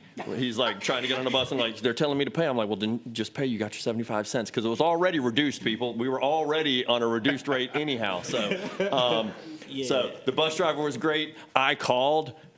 Thank you to Kat for having you have your CEO's direct number. Y'all got it's like having everybody's number direct line. So what did I do? I'm like, let me call, because we need to get this off the splash page, because I got my Windsor Forest people are already posting that Cat is free. And I was like, oh my goodness, Monday's going to be really rough for some Cat bus drivers if we don't get this rolled back a little bit. So thank you to Dr. I think it's Tumasi for answering that telephone call. He didn't even push me over. He's like, just stay on the line. I'm going to go get Miss Johnson. Thank you, Miss Johnson, for chatting with me last week and for pulling that off and being excited about this. This is going to change, hopefully, Savannah, to the parents, because people look at me sideways. They're like, you let your kid ride the Cat bus? I'm like, oh my goodness gracious, can you relax? Parents, teach your children. Hop on the bus one time. Ride that route with them. Ride that route with them. If they got to do a transfer, ride the transfer as well. Get them to understand it. Your bus drivers are already doing a good job. I think they always have. They see a child get on with a trumpet and 2 bags and a couple of friends, and they're like, sit behind me. Right. I was like, where do you sit on the bus? He's like the second seat. He's never had a bus experience. So he was a walker for his K-5, and now he's at a specialty school, and this is his bus experience. He's like, it's fun. I got 2 friends that ride with me to Georgetown. They hop off right where he used to leave. Well, he actually gets off the stop before the stop he could get off, because he's always worried he's going to miss his off. I'm like, why do you get off there? He's like, if I get off there, I know I got the other one if I forget. Which is better than his father, who fell asleep on the bus. And the first time I ever was out at interchange was because I was the 3rd grader that was found when the bus driver was doing the walkthrough. So good on him. I'm like, why do you get off at that stop? He's like, because I won't forget. This is why we say, please keep the locations on, just in case. And the cat tracker works. It shows you when the bus is going. So to Savannah, your children can do this. Teach them responsibility. This is an option for a lot. It's not going to be an option for all. And does my son have to walk a little bit? Yeah, good for him. Walk a little bit but it was the same walk he used to do to go to his neighborhood school. So please, please, please, Savannah, understand that this can work for a lot of us.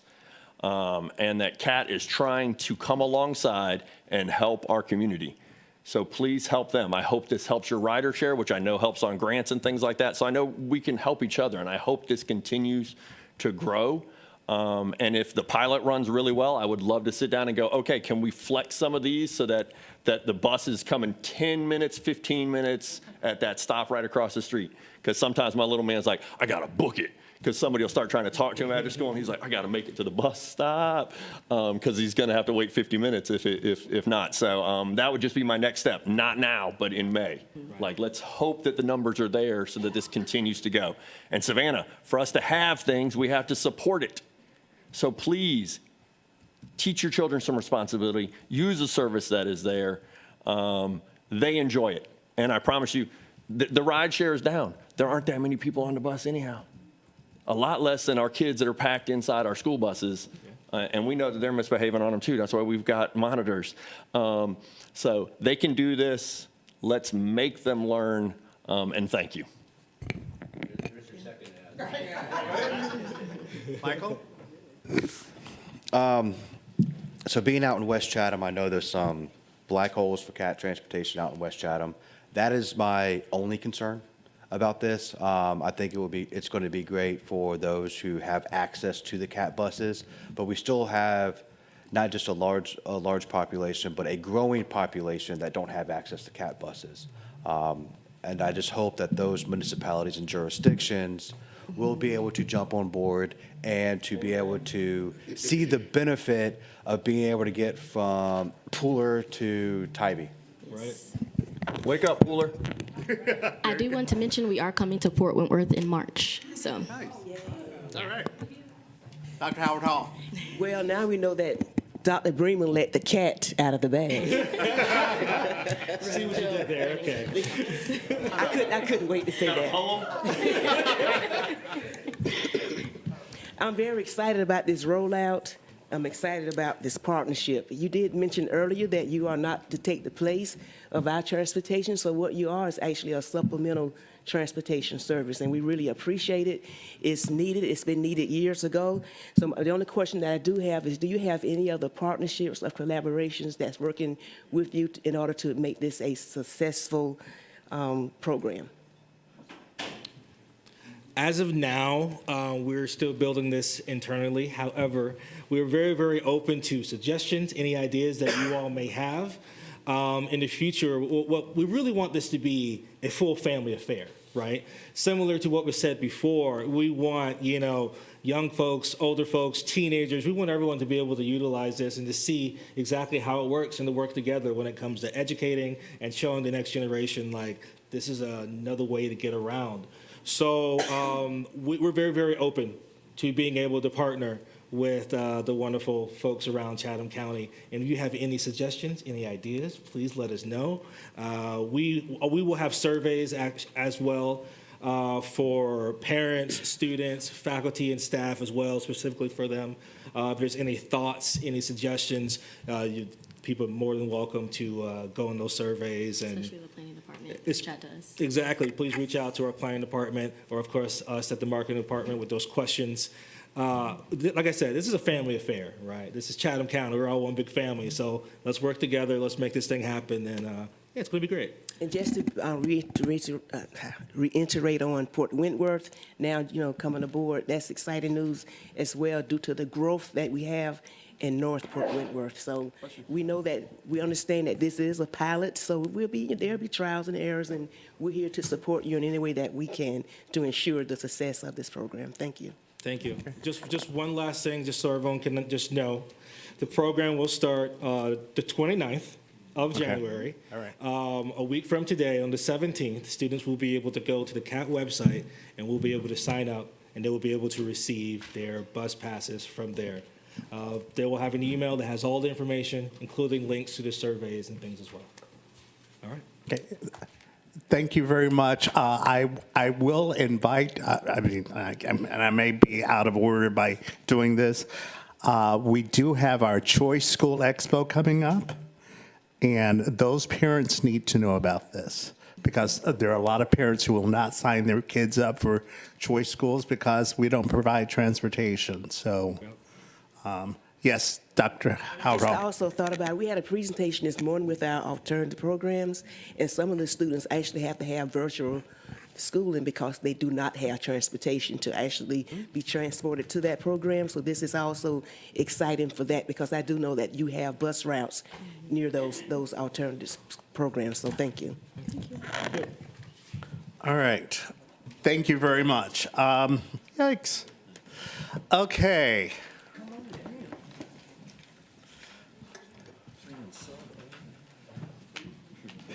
We are running over some, but we have some very important information that we need Absolutely. So as Mr. Hediger is pulling up the PowerPoint, I'm going to go ahead and get us started because we are running behind time.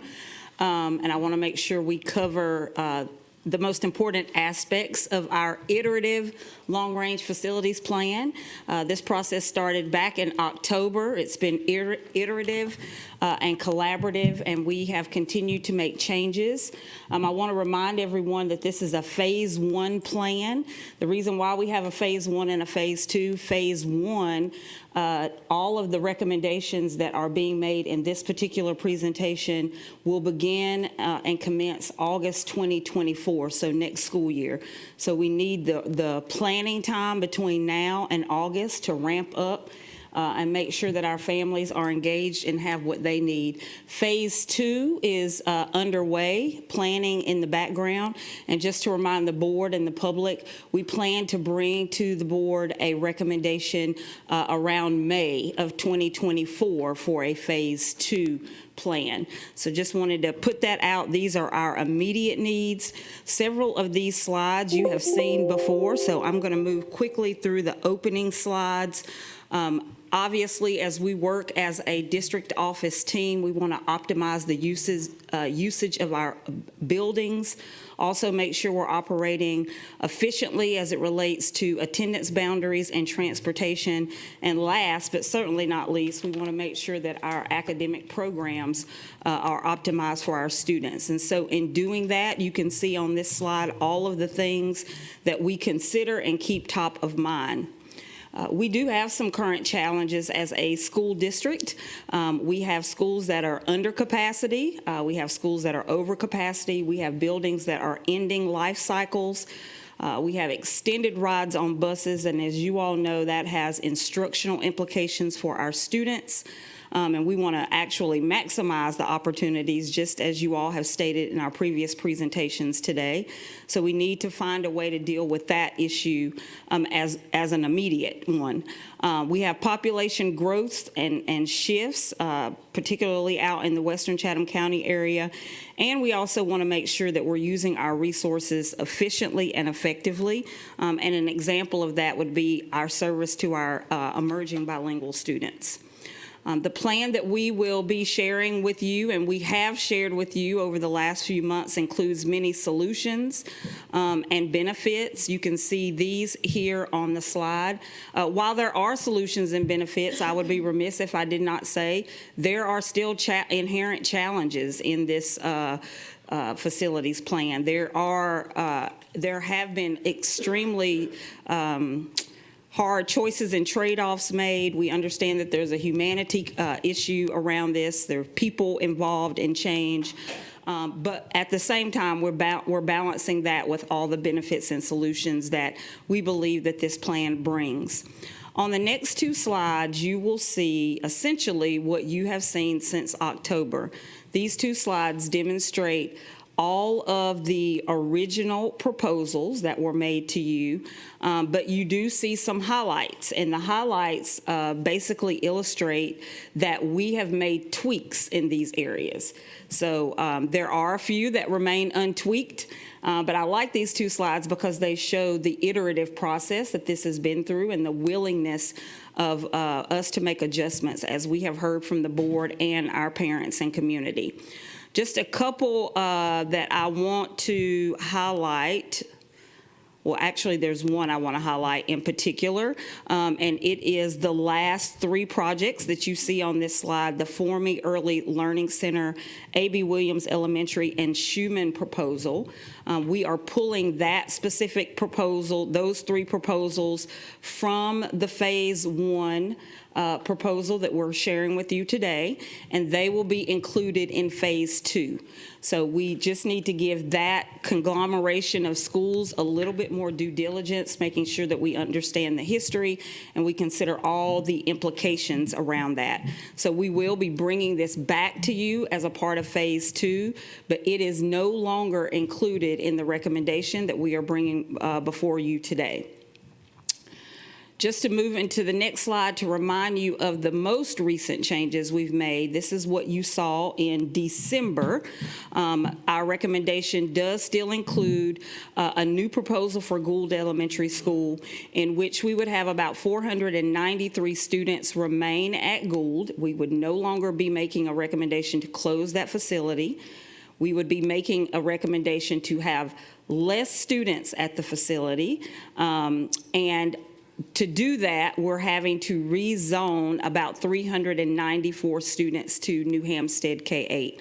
Several benefits to this. It allows those families, many of which are our emerging bilingual immigrant families, that are closest to the school, remain close in proximity to that school, so that they can continue to have the benefits and the resources and services.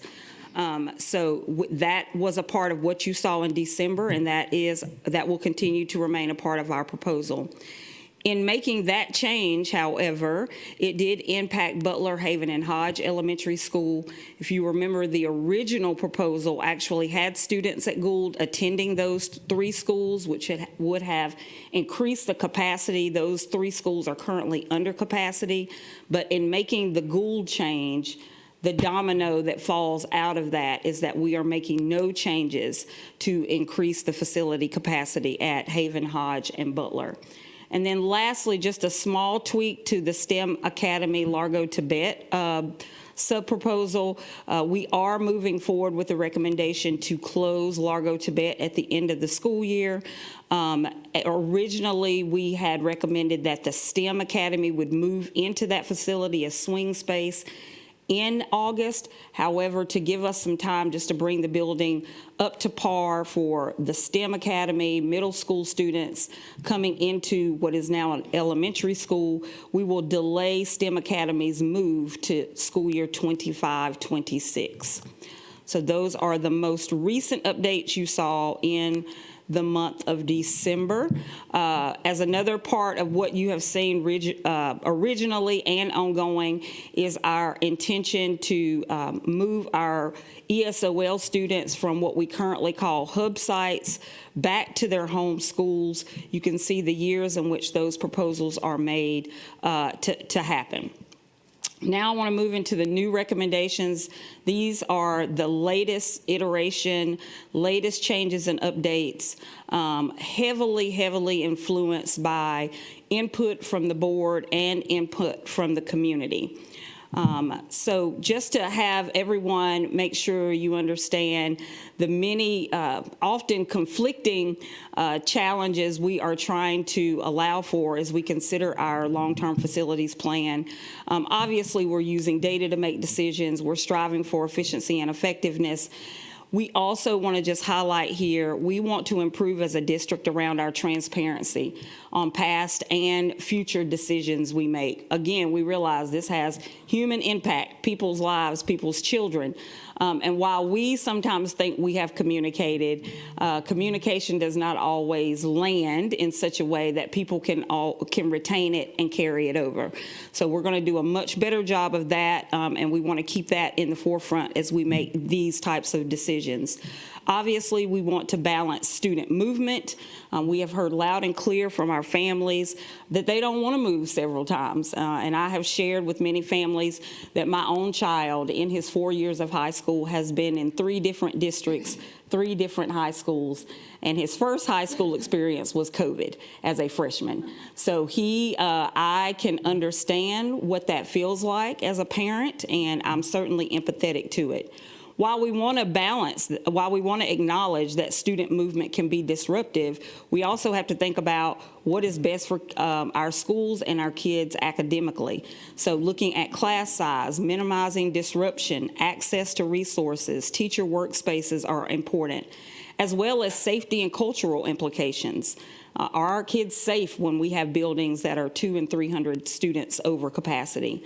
How is that impacting leadership and teachers in terms of workload intensity and work environment? So sometimes these things can conflict with one another. And then last but certainly not least, we live in the present, but we have to constantly keep our eye on the future.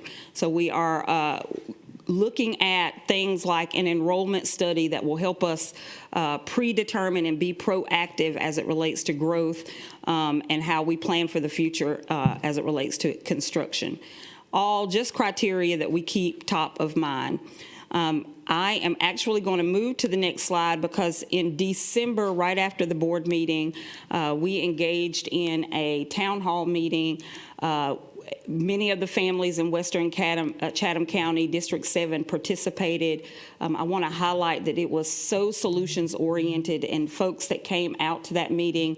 I'm thankful for the input that was given. It helped us get to a better plan and a better place, and you'll hear about those changes momentarily.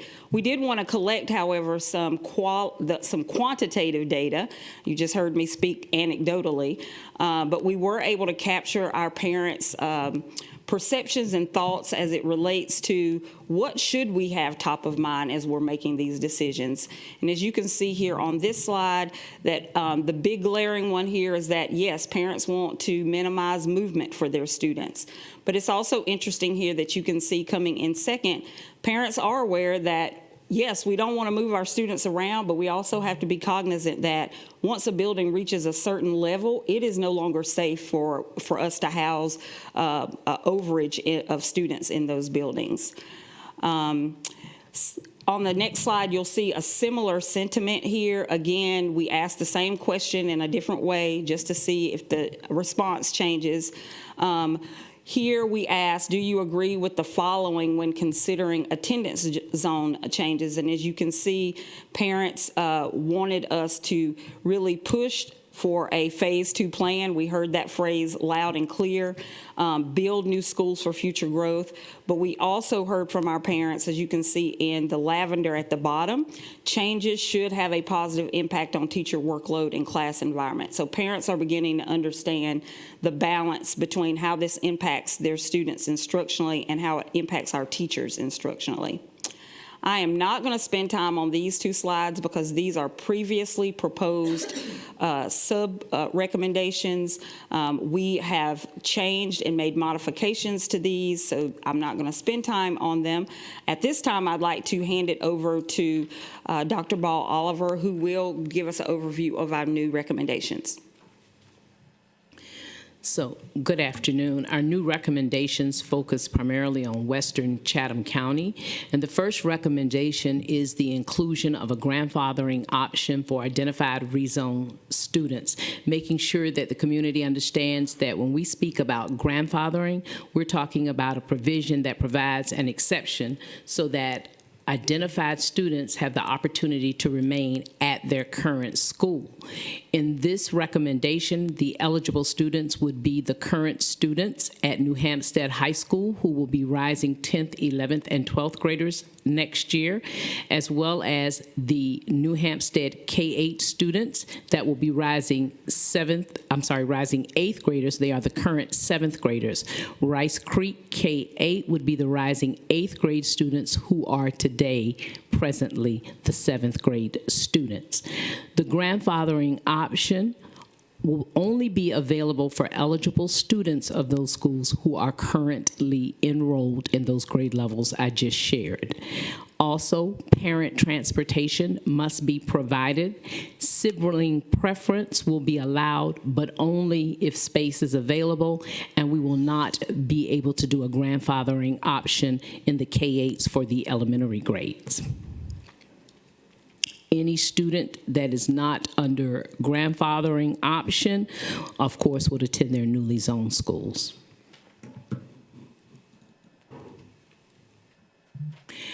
Moving forward with additional recommendations, the multi-site complex we're recommending that instead of a K-12, that become a 6-12 site.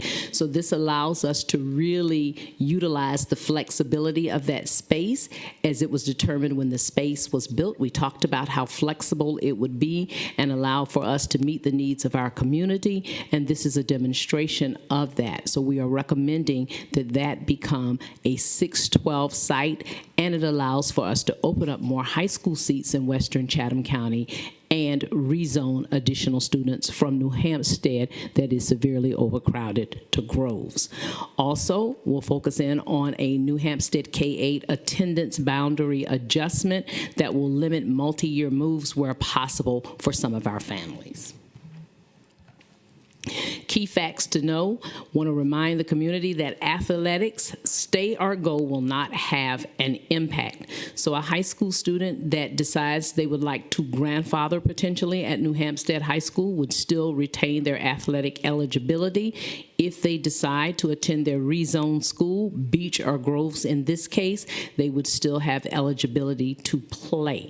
That does align with Georgia High School Association Bylaw 1.69B, and we also had that verified with Mr. Hines, the executive director in our state or in our region for GHSA. Just as a reminder, identified rezoned students, of course, will attend their rezoned school unless they opt for the grandfathering. And if they attend the rezoned schools, transportation will be provided, but under grandfathering, parents must provide transportation.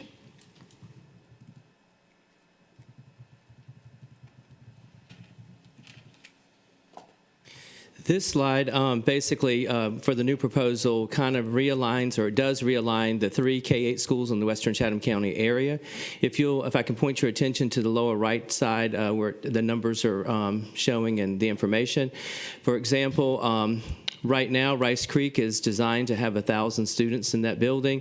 They're over capacity at this time. So the proposal is that we move 76 of those students to Godley Station, 42 to Mercer Middle School, 73 to Brock Elementary. Coming down to Godley Station, when the new parts of that wings are finished, that will bring the capacity of that building to 1,800. Currently, there are about 1,100 in there. So what we will do is the 76 students from Rice Creek will go there, and then 351 students from New Hampstead K-8 will go to Godley Station, bringing that capacity up to that number of students in that building up to 1,553, which obviously leaves some growth. That area continues to grow, so there's a buffer there from 1,500 up to 1,800 that we can certainly consider future moves or future growth. Then lastly, the capacity currently at New Hampstead K-8 is 1,500. We do have to make room for some students, obviously the 394 that have to come to Gould, so that's why we're moving 351 to Godley Station, which makes sense because they're closer to Godley Station anyway. So in that building, they will receive 394 students from Gould and 130 students from West Chatham Middle School that are in that lower blue area. Basically the students that live in that area that currently go to Gould, when they go to middle school, they go to West Chatham, but now they'll go to New Hampstead with their siblings, basically. Before I move to explain, I know that little blue area up in the Godley Station area kind of sticks out a little bit, but let me talk about that. It's kind of highlighted here.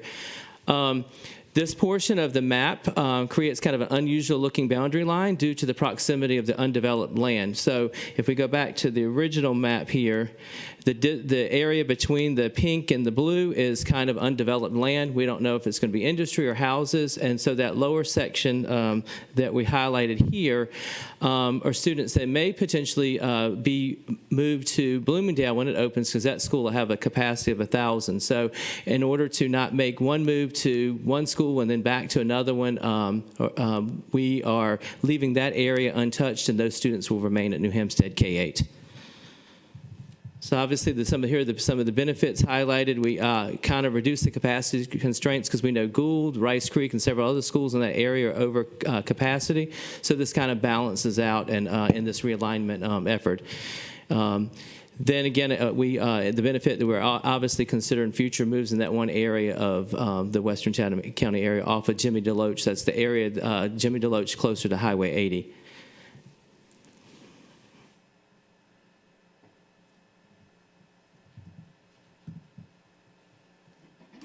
So I'd like to drill down a bit into the multi-site complex becoming a 6th through 12th grade complex as opposed to a K-12.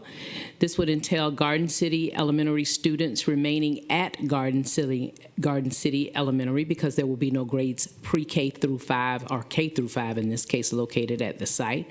Rice Creek K-8 students that would have been zoned for the K-12 complex will now be moved to Brock Elementary School, and then they would, of course, transition when it's time for middle school to Mercer Middle School as they do now. That would be their new attendance zone as it relates to middle school. And then, of course, we mentioned there will be no administrative placements in those elementary grades.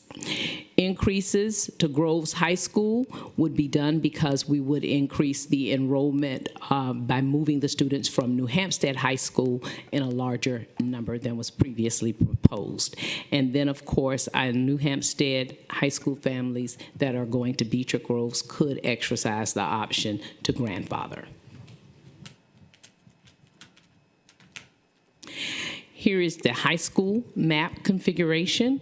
So currently, New Hampstead High School sits at 1481. Once we make the moves, 463 students from New Hampstead High to the multi-campus, 166 to Beach High School. The new enrollment would be 852. This does not, of course, account for any new movement and new construction in that area where she has students enroll. And typically she experiences about an additional 100 or so new enrollees outside of just her incoming 9th grade class, which is larger than her exiting senior class. Also, the school capacity at Beach High School is 1,200.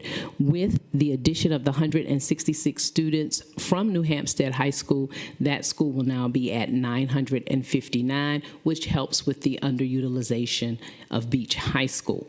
And then the multi-campus is built for 2,400, and we will have 912 students from Groves High School, the 463 from New Hampstead, and that will actually help to populate the high school, and 332 from Mercer Middle, 42 from Rice Creek, and of course we talked about the 166 from Beach moving to the high school as well, for a total of 1,749 students now at the multi-campus. But again, recognizing that we do need secondary seats, specifically high school seats in Western Chatham County, this still allows for us to be able to expand and grow because again, we're working with a site that was built to be flexible. The middle and elementary school updates. If you look, the current capacity of Brock is 650, but right now the enrollment is at 426, so they are under capacity. The 73 students from Rice Creek will bring that enrollment to 499 students.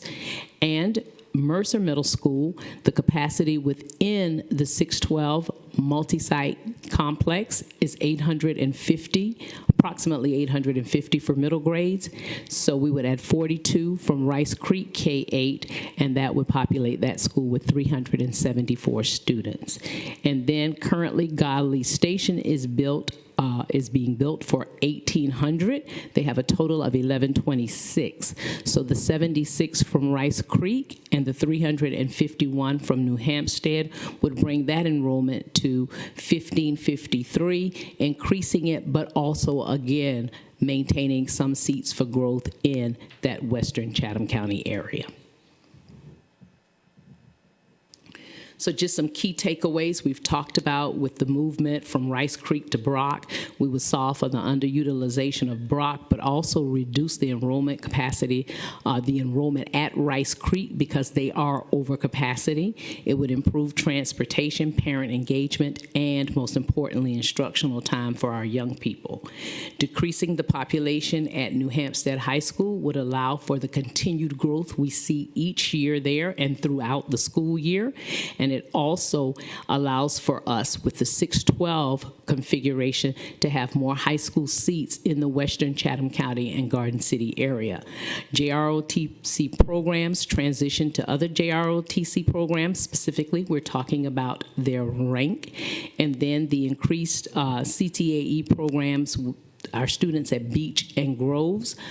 We have really strong CTAE pathway programs there, and it would allow for more engagement across the district. And then, of course, as shared, there's no impact to athletics and students' eligibility. So recruitment and scholarship opportunities would continue. And then, of course, we will be bringing forth additional information as it relates to the grandfathering option in February. And now I'll turn it over to Dr. Brown for next steps.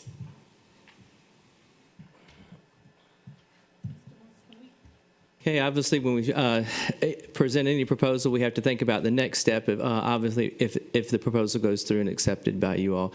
So in our next steps, we obviously have to look at the staffing implications. We've already kind of talked about how the transfer process looks. We've met with staff members who may be impacted by this. Again, like Mrs. Ball Oliver said, we have to look at the grandfathering process and the implementation of that and what it looks like. We'll, of course, communicate that with our parents and our schools. Parent meetings will continue with our, some of our groups, such as ESOL, Students with Disabilities, to address any of their questions or concerns as it relates to any movement. Our receiving schools, for example, New Hampstead K-8, who will be receiving the students from Gould, will obviously have get-to-know-you meetings, kind of like an open house before the end of the school year, so that they can feel welcome as the new school year starts in August of '24. There may be some impacts on the bell time schedules, if any, so we have to look at the adjustments there and finalize any concerns regarding that. Then, obviously, the proposal goes through. We will have to go through the renaming process of G&G, multi-campus K-12 school. And then, like Dr. Watts talked about, we obviously know because of the future growth and other factors, especially in the Western Chatham County area and throughout the county, we need to look at phase 2. So we'll have some planning meetings, engagement, and involve community input as regards to a phase 2 process of the long-term facilities plan. And lastly, if we close Largo as we propose, we'll have to have those public hearing meetings as required by law. Okay. Questions? Yes. Ms. Hall and then Hoskins Brown. Mr. Brown, this question is for you, Dr. Brown. You were a principal at Godley Station at one point. How do you feel we have solved the physical situation for Godley in terms of new construction and all, but how do you feel about the academic management and academic configuration of an elementary K-8 with 1,533 students, since you used to have to manage that kind of thing? So the last year I was at Godley Station, we had 1,786 students in that building. The elementary portion is separated kind of from the middle school side of the house, and so we obviously we have you have to be an expert in all instructional and curriculum areas as it involves the students and their teaching the standards basically. But I found it very fun every day to manage and challenging because of the number of students, but we were, our test scores, my first year there, we went up 10.9 on the CCRPI because if you just stay focused on instructional leadership, you can make it happen anywhere. What is the, you said you had them divided, but what would be the elementary count, do you think? I'm sorry, say it again. How many students are on the elementary side of the, not the 6 through 8, but the pre-K 5? What would you say out of that 1,500? How many of those? Because I'm looking at the experience of the kids in a school of that size as an elementary kid. How does that work out? So at the time we had about almost 1,800 students in the building. We had I would say it was approximately 1,100 were elementary and 700 were middle school. We had, of course, more teams than some of the traditional middle schools who are smaller in that area of the building. The best part of it, as a person who was a principal of a middle school as well, I noticed that when you have a child that's there from kindergarten through 8th grade, we were able to build a better family relationship and build more positive relationships with the families outside of the school setting too. So it certainly helped with academics and discipline for that, in regard to that too. Okay.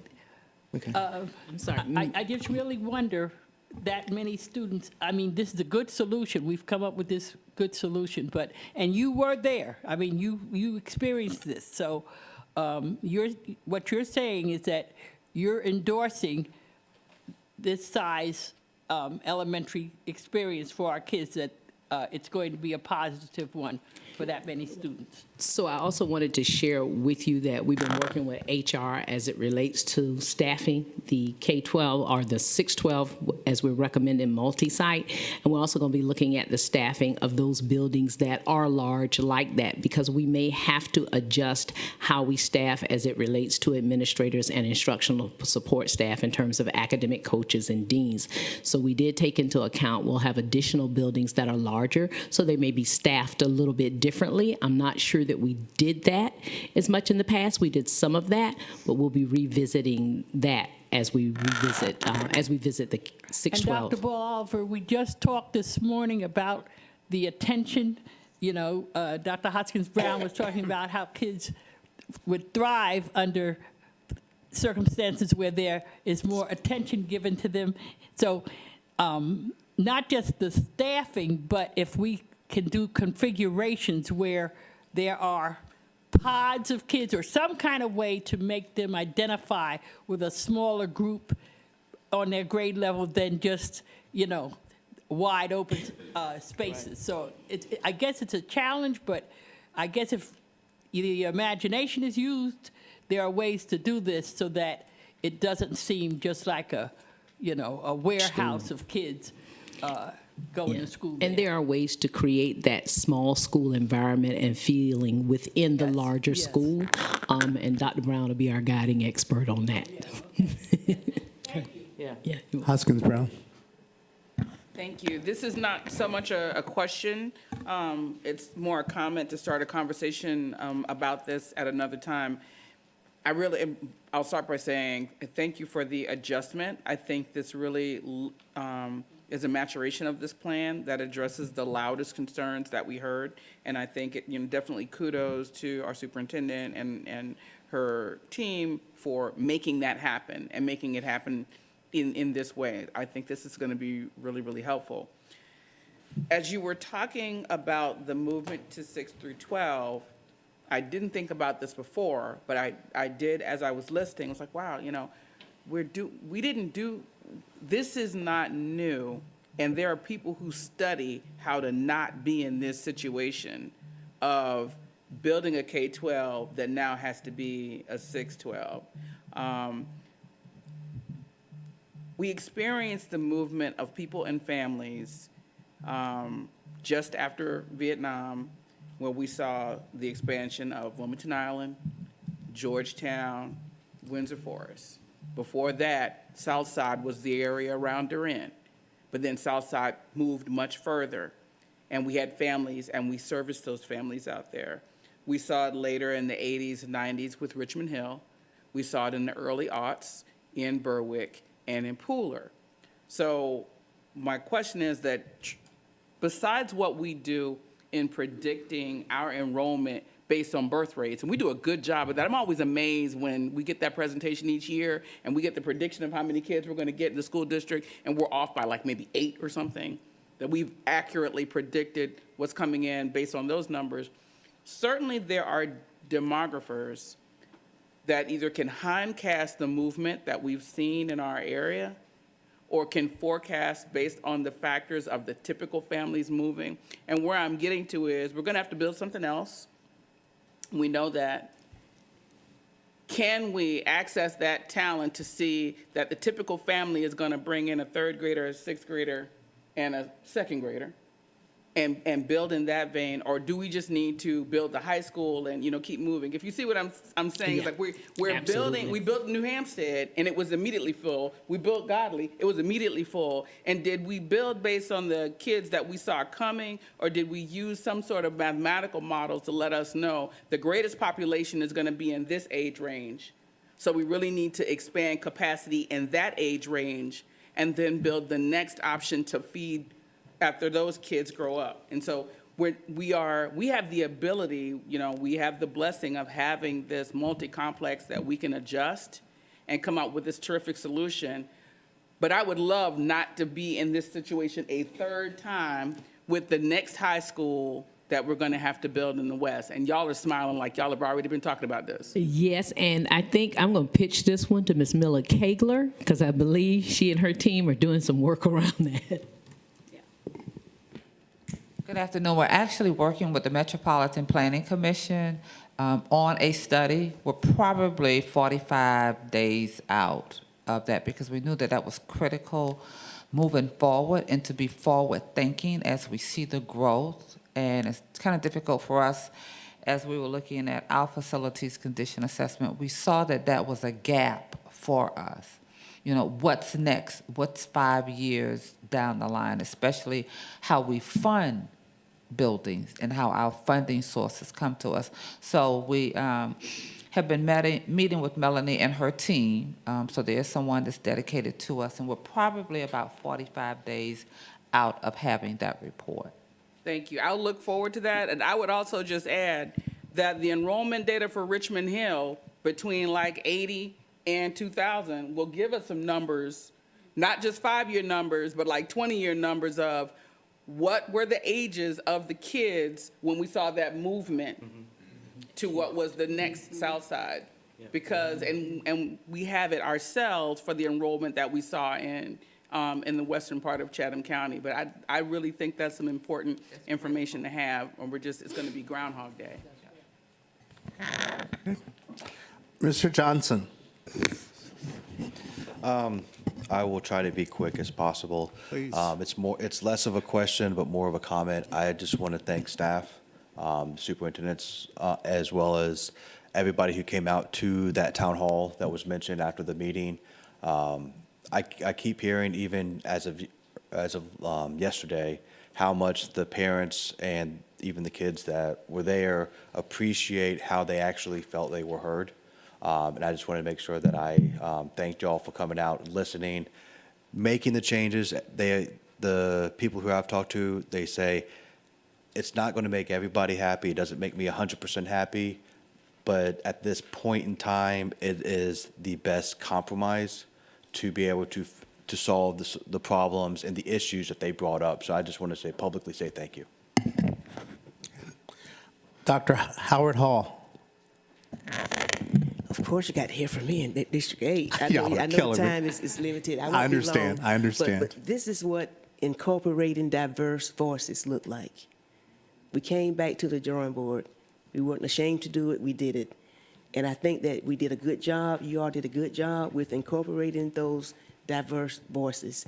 Now, we do know that since the K-12 school will now become a 6-12, there's more space available. I say it's approximately 600 seats.